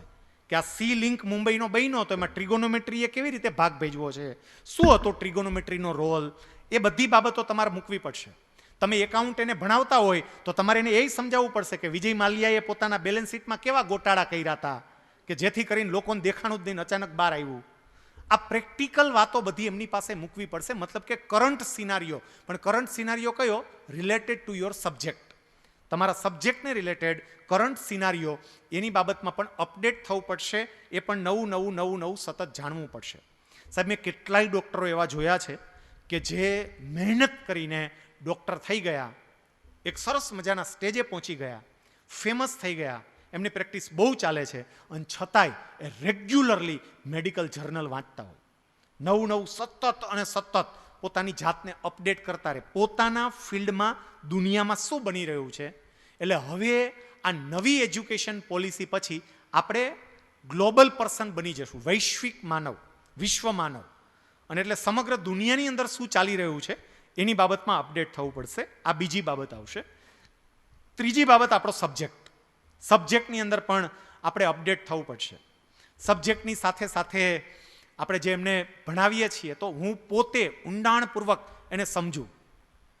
ઘણી વખત એવું બને કે આપણે પોતે જ એ સમજ્યા ના હોય અને વિદ્યાર્થીને સમજાવવા માટેનો પ્રયત્ન કરતા હોય, તો એ હવે એમાં અપડેટ થવું પડશે. હું સબ્જેક્ટમાં ઊંડો ઉતરું. ફરી સબ્જેક્ટમાં તો લગભગ દરેક શિક્ષક ખૂબ ઊંડા ઉતરેલા હોય છે, પણ છતાંય હજુય કંઈ અધૂરપ રહેતી હોય તો એ અધૂરપ દૂર કરું ને મારા સબ્જેક્ટમાં હું એક્સપર્ટ બનું. એટલે 3 બાબતમાં અપડેટ થવાની અત્યારે મને એવું લાગે છે કે બહુ જરૂરિયાત પડશે. 1, હ્યુમન સાયકોલોજીની બાબતમાં, 2, કરંટ ઇવેન્ટ્સની બાબતમાં in all over the world, અને 3rd, સબ્જેક્ટની બાબતમાં, આપણા વિષયની બાબતમાં. આ 3 બાબતમાં અપડેટ. અને જરા વિચારો તો કે કોઈ માણસ આ 3 બાબતમાં અપડેટ હોય, ટીચર તરીકે કેવું અદ્ભુત કામ કરી શકે. એ પોતાના વિદ્યાર્થીની સાયકોલોજી સમજે છે. અને સાહેબ પ્રયત્ન કરો તો શક્ય છે. હું અત્યારે સ્પીપામાં છું, તમારે કોઈ પણને પૂછી લેવાની છૂટ કે સ્પીપાની અંદર મારા વિદ્યાર્થી તમારા વિદ્યાર્થી કરતાં જુદા હોય. અમારે તો ડેપ્યુટી કલેક્ટર આવે, ડીવાયએસપી આવે, મામલતદાર આવે, જાત જાતના ડિપાર્ટમેન્ટમાં અત્યંત ક્રીમ કહેવાય એવું ટેબલ સંભાળતો માણા આવે. હવે એ વિદ્યાર્થીને સાચવવા એટલે પણ બધાય બહુ જ સરસ રીતે સચવાય છે, કારણ કે હ્યુમન સાયકોલોજી સમજવાનો હું પ્રયત્ન કરું છું. આપણને ખબર પડે કે આને કેવી રીતે ઠંડો પડાય. એ હોય એવો ને પર્સનલી બેહાળી અને સરસ રીતે થોડાક પંપ મારો, થોડીક એકદમ ટાઢો થઈ જાય, એકદમ મસ્ત. એની પાસે તમે જે કામ લેવું હોય ને એ કામ લઈ શકો. અને કેટલાય શિક્ષકો લે જ છે તોફાની વિદ્યાર્થી પાસેથી પણ. તો આ 3 ફિલ્ડની અંદર અપડેટ થવું જોઈએ એવું લાગી રહ્યું છે. ઓકે, બીજા કોઈને કંઈ પ્રશ્ન? ઓકે ઓકે સાહેબ, મારું નામ છે વિરલ પટેલ, હું ભાવનગરથી બોલું છું. સાહેબ, જે આપણી ન્યૂ એજ્યુકેશન પોલિસી છે એ દેશનો અત્યારે બિગેસ્ટ પ્રોબ્લેમ કહેવાય કે અનએમ્પ્લોયમેન્ટ, બેરોજગારી. અને એમની પાછળ એક કારણ એવું પણ સાહેબ જોવા મળે છે કે બાળકને કોઈ કામ કરતા શુભ દેખાય છે એમને કે ભાઈ હું બીએસસી એમએસસી કરેલ છું, મારે કોઈ એસી વાળા ક્લાસની અંદર ભણાવવું એ જ મારી જોબ છે. એ બાળકના વિચારમાં કેટલો ફેરફાર આ ન્યૂ એજ્યુકેશન પોલિસી જે નાનપણથી આવશે એપ્લાય થશે તો બાળકના વિચારમાં આ બાબતે શું સર ફેરફાર થઈ શકે છે? કે નવી શિક્ષણ નીતિ બેરોજગારી દૂર કરવામાં પણ ખૂબ અગત્યનો ભાગ ભજવશે. મેં કહ્યું જે ત્રીજું સ્ટેજ છે એ ત્રીજું સ્ટેજ છે મિડલ સ્ટેજ, કે જ્યાં સ્કિલ બેઝ એજ્યુકેશન આપશે. વિદ્યાર્થીને સમજાવવામાં આવશે અને વિદ્યાર્થીને દિલમાં એ વાત ઉતરશે કે તું ખેતી કરતો એ ખોટું નથી, ખેતી કર, આધુનિક ઢબે કરતા બતાવીએ કે ખેતી કરીને પણ એક કલેક્ટર કરતાં વધારે કમાણી કરનારી વ્યક્તિ છે. તો ખેતી કરશે, જેને કુંભારી કામ ગમે છે કુંભારી કામ કરશે, સુથારી કામ ગમે છે સુથારી કામ કરશે. આપણા પરંપરાગત જેટલા ઉદ્યોગો છે એ ઉદ્યોગો પણ જળવાશે. પોતાના જ્ઞાનનો ઉપયોગ કરીને, વેલ્યુ એડ કરીને એ જ વસ્તુને એ આગળ લઈ જશે. અત્યાર સુધી મોદી સાહેબ એક વાત બહુ સરસ કહેતા, આપણે નાના હતા ગામડામાં અને ભૂખ લાગે એટલે આપણી બા ઘઉંની ટાઢી રોટલી એમાં થોડું ઘી ચોપડી દે અને ખાંડ નાખીને પપોડું વાળીને દે, અને એ પપોડું ખાવાની જે મજા આવતી હતી એણે તરત એવું કીધું પીઝા જેવી રીતે માર્કેટિંગ પીઝાનું થયું એમ પપોડાનું માર્કેટિંગ કરો, પપોડાનું માર્કેટિંગ કરો, એ સરસ રીતે વેચાશે કે આ તો અદ્ભુત છે ભાઈ, ટેસ્ટમાં જોરદાર છે. એમ નવી શિક્ષણ નીતિ એ અલગ અલગ ફિલ્ડની અંદર તમારી ટેલેન્ટ પ્રમાણે તમને કામ કરવાની છૂટ આપશે. અને તમે જે પ્રમાણે કહ્યું એ પ્રમાણે શિક્ષણ નીતિમાં જ પાયાથી એ પ્રકારના ફેરફારો થાય તો વ્યક્તિની અમુક પ્રકારના કામ પ્રત્યેની સૂગ ઓછી થાય, અને કામ પ્રત્યેની સૂગ ઓછી થાય એટલે સ્વાભાવિક છે કે વ્યક્તિ કોઈ પણ પ્રકારનું કામ કરવા માટે તૈયાર થાય.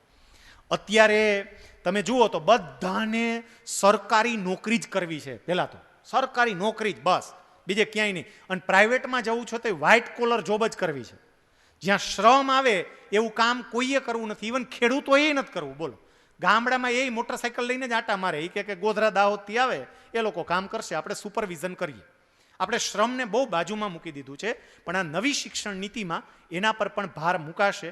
એટલે તમે જે પ્રમાણે કહ્યું એ પ્રમાણે સૂગ પણ દૂર થશે, અને એ ઉપરાંત જેને જે ગમે છે એ ફિલ્ડમાં જઈને એ કામ કરશે, અને એ ફિલ્ડમાં જઈને કામ કરશે એટલે ખૂબ સરસ રીતે એને કામ કરવામાં મજા આવશે. એક તો 3 ઇડિયટ્સ ફિલ્મ આવ્યું હતું, એ ફિલ્મનો એક સાર એ જ હતો કે વ્યક્તિ પોતાને મનપસંદ ફિલ્ડની અંદર જાય તો એને મજા આવે અને સમાજને બહુ સરસ આપી શકે.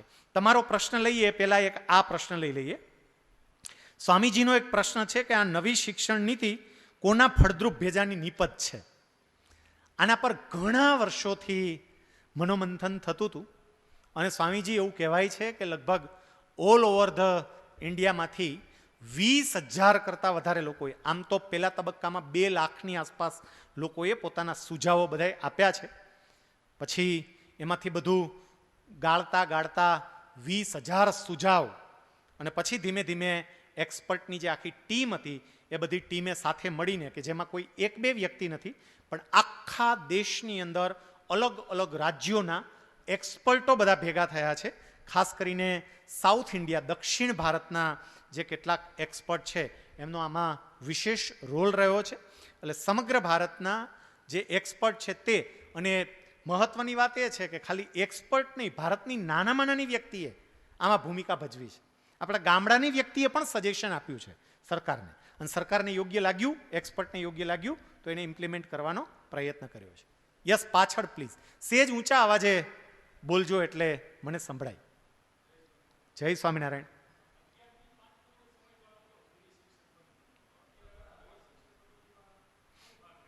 ઓકે, સમયનો પ્રશ્ન છે કે આપણી જે જૂની શિક્ષણ પદ્ધતિ હતી એમાં 11 થી 5નો સમય હતો. આમ તો RTE અંતર્ગત 11 થી 5નો સમય થયો, બાકી જ્યાં શાળાના બિલ્ડિંગની તકલીફ હોય ત્યાં સવારે 7:30 થી 12:30 એઝ વેલ એઝ 12:30 કે 1 થી સાંજના 6 સુધી, એ રીતના પણ અલગ અલગ સમયો હતા. સમયોની બાબતમાં હવે ધીમે ધીમે આમાં બધી બાબતો બહાર આવશે, કારણ કે હજી સ્પષ્ટતાઓ નથી કરી. પણ મને એવું લાગે છે કે પૂરતા સમયગાળાનો ઉપયોગ કરશે, પૂરતો સમયગાળો લેશે. સમયગાળો પૂરતો લેશે એટલે લાંબો સમય લેશે. ટૂંકા સમય માટે એવું ભૂલી જઈજો કે 11:30 થી ઓલા 7:30 જતા હતા ને 12:30 છૂટા થઈ જતા હતા. પ્રાચીન પત્તી આવે ને એવું કહેવાય છે કે અમારા ગોંડલ રાજ્યની અંદર મહારાજા ભગવતસિંહજીને ત્યાં સવારે સ્કૂલ ચાલુ થાય તે સાંજે પૂરી થતી. જાપાનમાં અત્યારે you know very well full day school છે, બપોરે એને મોટો બ્રેક મળે છે, બાકી ફૂલ ડે સ્કૂલ છે. તો હવે ફૂલ ડે પણ કોન્સેપ્ટ આવી શકે, એ સરકાર નક્કી કરશે હવે. અને શિક્ષકને તો શિક્ષણ સિવાય બીજું કંઈ કામ કરવાનું નથી, તો પછી ફૂલ ડે આપણે એ જ કામ કરવાનું. સવારે 7:30 આવી ગયા હોય, બપોરે 2 કલાક બ્રેક આપે, વળી પાછા આવી જાય, સાંજ સુધી કામ કરીએ. સરકાર નક્કી કરશે, ચિંતા નહીં કરતા. આમાં ઘણાને એવું થાય હર આવું બધું થાય તો પછી હું પાર્ટ ટાઈમ ઓલો કોન્ટ્રાક્ટરનો ધંધો કરું છું, એનું શું થાય એમ. આ શિક્ષણ નીતિ મેં શું કીધું કે જે આ શિક્ષણનો જીવ હશે ને એ ટકશે, બાકીના ઓટોમેટિક ફેંકાઈ જશે, એવું બનશે. સરકાર નક્કી કરશે. બાકી એટલું પાક્કું કે જો મને આ અધિકાર આપવામાં આવે કે ભાઈ તમારે સમય નક્કી કરવાનો છે, હાલો નક્કી કરો, તો હું સવારના સમયને સૌથી વધારે પ્રેફરન્સ આપું. કારણ કે સવારનો જે સમય છે એ વિદ્યાર્થીનું માઇન્ડ એટલું પ્રફુલ્લિત હોય, એટલે હું સવારના સમયને બહુ જ પ્રેફરન્સ આપું કે સવારે વહેલું 7:30 વાગે કે 7 વાગે સ્કૂલ શરૂ કરી દઉં. પણ પાછું બપોર પછી જવા ન દઉં, બપોર 2 કલાક હોવાનું આપું, પણ પાછો એમ કહું 3 વાગે પાછા આવી જઈએ, 3 થી 5 કે 3 થી 6, પાછું 3 કલાક. એ કામ જુદું આવે અને આવશે જ, એ સમજી રાખજો, આવશે જ. કારણ કે મેં જે પ્રમાણે વાત કરી છે એમને ઇમ્પ્લિમેન્ટ ક્યાંથી થશે, બધું અલગ અલગ બાબતો આવશે જ. એટલે સમયની બાબતમાં કદાચ લાંબો સમય સુધી સ્કૂલ ચાલે એ પ્રકારની પણ શક્યતાઓ છે. કદાચ વર્તમાન જે સમય છે એ પ્રમાણે પણ ચાલે. પણ હું એવું માનું છું કે થોડોક સમય વધારે આપવો જોઈએ જો પ્રોપર વિદ્યાર્થીમાં રહેલી બાબતો બહાર કાઢવી હોય તો. અને હા, શિક્ષકોના મનમાં જે રમતો પ્રશ્ન હોય, તમારા પ્રશ્ન નો આવે પહેલા એક વખત કહી દઉં કે ખરા અર્થમાં જો આ શિક્ષણ નીતિનો સરકારે અમલ કરી અને એનું સાચું પરિણામ લાવવું હોય તો શિક્ષકોને શિક્ષણ સિવાયની બાકીની તમામ ફરજોમાંથી મુક્ત કરવા જોઈએ. એને બાકી કોઈ જ કામ નહીં, માત્ર ને માત્ર શિક્ષણનું કામ, બાકીની ફરજોમાંથી મુક્ત. અને તો જ સાચા અર્થમાં એ કંઈક આપી શકે. અત્યારે કેટલીય કામગીરીઓમાં જે જોડવામાં આવે છે વસ્તી ગણતરી, તો કે શિક્ષકને આપો ફલાણું, શિક્ષકને આપો ટેમ્પરેચરમાં, શિક્ષકને આપો અનાજ, શિક્ષકને આપો, એમ નહીં. એમાં અને કદાચ સરકાર એમાં પરિવર્તન કરશે. મને એવું લાગે છે કે નવી શિક્ષણ નીતિને અમલમાં લાવવા માટે પરિવર્તન પણ થશે. એટલે બધું જ કામ એને માત્ર ને માત્ર પૂરી સ્વતંત્રતા સાથે એ કામ આપે અને એનું અમલીકરણ કરે. આપણા દેશના, યસ લઈએ તમારો પ્રશ્ન લઈએ, આપણા દેશની અંદર જ એક રાજ્યએ એ કરીને બતાવ્યું પણ ખરું કે શિક્ષકોને સરસ રીતે ટ્રેનિંગ આપી, શિક્ષકો પાસેથી બીજું વધારાનું કામ લઈ લીધું અને ટ્રેનિંગ આપી એટલે સાહેબ સિંગાપોર મોકલીને ટ્રેનિંગ આપી કે સરકારી શિક્ષક હોય તો સિંગાપોર મોકલો. આપણે બાકી શિક્ષકને ખાલી ટ્રેનિંગ આપે, બિચારાને નીચે પલાઠી વાળીને બેઠા હોય એવી રીતે ટ્રેનિંગો હાલતી હોય, એમ નહીં. સરસ ઇન્ફ્રાસ્ટ્રક્ચર, બહુ જ સારી ટ્રેનિંગ આપી અને એનું સ્તર પણ સુધર્યું, એ પણ આપણે જોઈએ છીએ. તો ભવિષ્યની અંદર આ પ્રકારનો ફેરફાર કદાચ સમયની બાબતમાં મને લાગે છે કે વધારે સમય પણ આપી શકે, પણ સરકારે બદલામાં શિક્ષકોને બાકીની પ્રવૃત્તિઓમાંથી મુક્ત કરવા જોઈએ જો યોગ્ય પરિણામ જોઈતું હોય તો. યસ, પાછળ પ્લીઝ.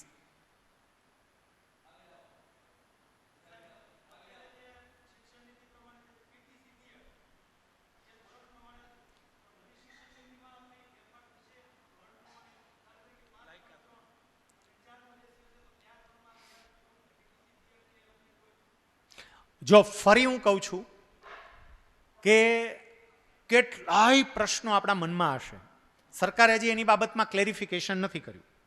સરકારે તો માત્ર શિક્ષણ નીતિનો ડ્રાફ્ટ મૂક્યો, જે કેબિનેટે મૂક્યો અને રાજ્યસભા લોકસભા મંજૂર કર્યો.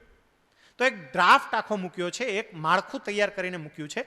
સરકારમાં હંમેશા શું હોય, એક બાબત તમે જરા સમજજો કે સરકાર છે ને પેલા અધિનિયમ તૈયાર કરે. આપનામાંથી ઘણાએ આ શબ્દ સાંભળ્યો હશે, અધિનિયમ. અધિનિયમ એટલે શું હોય, કેબિનેટ તૈયાર કરે, પછી એને લોકસભા અથવા રાજ્યસભા, પહેલા કોઈ પણ એક ગૃહમાં મૂકી શકાય, એને મંજૂરી આપે, પછી બીજું ગૃહ મંજૂરી આપે, પછી રાષ્ટ્રપતિ એના પર સહી કરે અને રાષ્ટ્રપતિ એના પર સહી કરે એટલે કાયદો બની જાય, અધિનિયમ બની જાય. પણ અધિનિયમ તૈયાર કર્યા પછી એના નિયમ બનાવવા પડે કે આનો અમલ કેમ, એના માટેના નિયમ.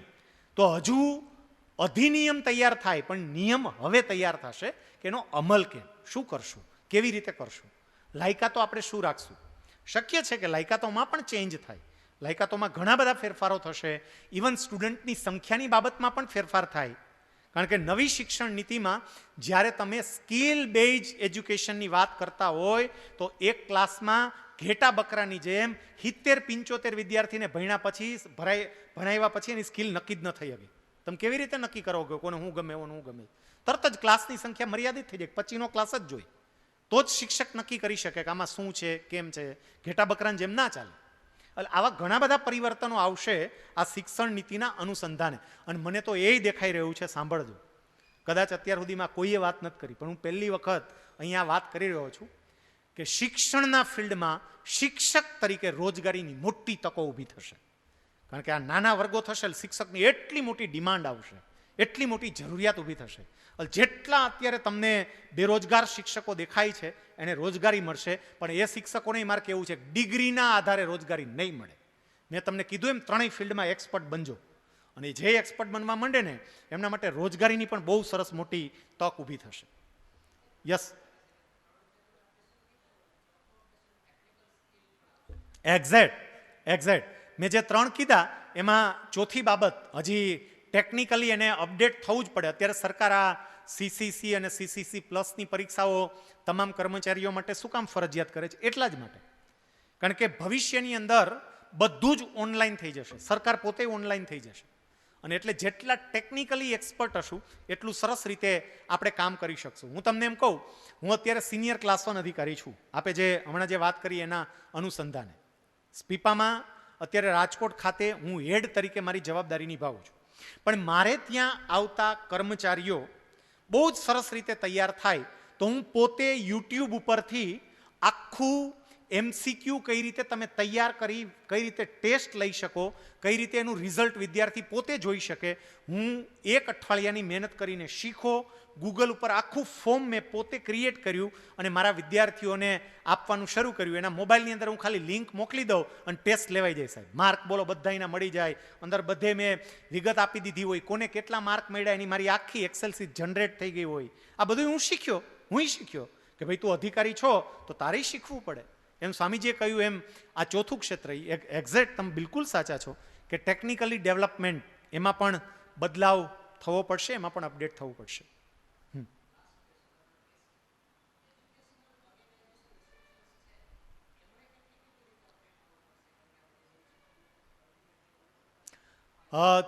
એજ્યુકેશનલ ઇન્સ્ટિટ્યૂટ જે છે એ એજ્યુકેશનલ ઇન્સ્ટિટ્યૂટમાં તો પહેલી બાબત હું એવું ફરી કહું, આ મારા અંગત મંતવ્યો કે અંગત અભિપ્રાયો છે. એજ્યુકેશનલ ઇન્સ્ટિટ્યૂટમાં જેને શિક્ષણમાં કંઈ જ રસ નથી અને માત્ર ને માત્ર પૈસા કમાવા માટે આવી ગયા છે એ લોકો નવી શિક્ષણ નીતિમાં બહુ ટકશે નહીં. આ પહેલું. જે લોકોને ખરેખર એજ્યુકેશનમાં રસ છે, એજ્યુકેશનમાં રસ લેનારી વ્યક્તિ એ ઇન્સ્ટિટ્યૂટનું સંચાલન કરે છે, એ એજ્યુકેશન ટકશે. એને પરિવર્તનો કયા કરવા પડશે? સતત અને સતત સેમિનારો કરીને પોતાના ટીચર્સને એને અપડેટ કરતા રહેવા પડશે. અત્યારે જે અહીંયા અપડેશનનું ચાલી રહ્યું છે, હવે દરેક એજ્યુકેશન ઇન્સ્ટિટ્યૂટે બીજા ટ્રેનિંગ આપે કે ના આપે, એજ્યુકેશન ઇન્સ્ટિટ્યૂટે પોતાના ટીચર્સને ટ્રેનિંગ આપવી પડશે, એના પેરેન્ટ્સને પણ ટ્રેનિંગ આપવી પડશે. એટલે રેગ્યુલરલી ટીચર્સ અને પેરેન્ટ્સ એને ટ્રેનિંગ આપીને એને સતત અને સતત અપડેટ રાખવા પડશે. કારણ કે સતત અને સતત તમે હલાવ્યા કરો, ઓલી ખીચડીને હલાવો નહીં તો બેહી જાય એમ કહે, અને બહુ હલાવો તોય બેહી જાય પાછી, એવું હોય. હા, દાજી જાય. એટલે બહુ વધારે પડતાય નહીં, જે મધ્યમ માર્ગ બુદ્ધનો છે એ રીતે એને સેમિનારોને એ કરીને અપડેટ કરવા પડશે. ટેકનોલોજીકલી બહુ અપડેટ થવું પડશે ઇન્સ્ટિટ્યૂટે. હું તો એવું કહું કે જે સારા ઇન્સ્ટિટ્યૂટ છે એ સારા ઇન્સ્ટિટ્યૂટે હવે પોતાના ઇન્સ્ટિટ્યૂટમાં એક પરમેનન્ટ સ્ટુડિયો તૈયાર કરી લેવો પડશે. કોરોના માટે જ નહીં, નવી શિક્ષણ નીતિ માટે. કારણ કે વિદ્યાર્થીઓને અમુક બાબતો હવે તમે ટેકનોલોજીની માધ્યમ દ્વારા જ પ્રોવાઈડ કરવાના છો. તો એક સરસ મજાનો સ્ટુડિયો પણ તમારા એજ્યુકેશનલ ઇન્સ્ટિટ્યૂટની અંદર બનાવવો પડશે. કેટલી સંસ્થાઓએ અત્યારે બનાવી લીધો, ચાલુ કરીએ દીધું. અહીંયા મને લાગે છે આપણે પણ બહુ જ સરસ 4 સ્ટુડિયોઝ બનાવ્યા. તો એક એ રીતે પણ એમણે અપડેટ થવું પડશે. ત્રીજું, પોતાના ટીચર્સને ખાલી ટ્રેનિંગ આપે એટલું નહીં, સારી ટ્રેનિંગ આપતી વૈશ્વિક સંસ્થાઓમાં પણ અમુક ટીચરોને ખર્ચ કરીને પ્રતિનિધિ રૂપે મોકલવા પડશે. એમ કે બહુ જ સરસ રીતે સિંગાપોરની અંદર ટીચિંગ સિસ્ટમ એની બહુ સારી છે, એજ્યુકેશન સિસ્ટમ બહુ સારી છે. આપણે તો આપણી જ ઇમ્પ્લિમેન્ટ કરવાની છે, પણ ઇમ્પ્લિમેન્ટ કરવામાં એના કેટલાક વિચારો આપણને વ્યક્તિગત રીતે કામ લાગે એમ છે. તો આપણા ટીચર્સને, જે સારા ટીચર્સ છે, ટેલેન્ટેડ ટીચર્સ છે, લાયક ટીચર છે, એ ટીચરને ટ્રેનિંગ માટે બહાર પણ મોકલવા પડશે. અને બહાર મોકલીશું કે જેથી કરીને એ તૈયાર થઈને આવે. તો આવા કેટલાક ફેરફારો એ મેનેજમેન્ટે પણ કરવા પડશે. ઓકે, છેલ્લે આ બાજુ એક મિત્રને કોઈને પ્રશ્ન હતો, એક હાથ ઊંચો હતો અને પછી રહી ગયા. ઓકે, કદાચ એમના પ્રશ્નનો જવાબ આવી ગયો હશે. હવે ઘણો બધો સમય થયો, 2 કલાક જેવો સમય થયો. એટલે પહેલાં તો આપ બધાનો અહીંથી ઓફિશિયલી આભાર મનાઈને આગળ કંઈ કહે પહેલાં હું વ્યક્તિગત રીતે તમારો આભાર માનું કે તમે 2 કલાક સુધી આ વાતો સાંભળી.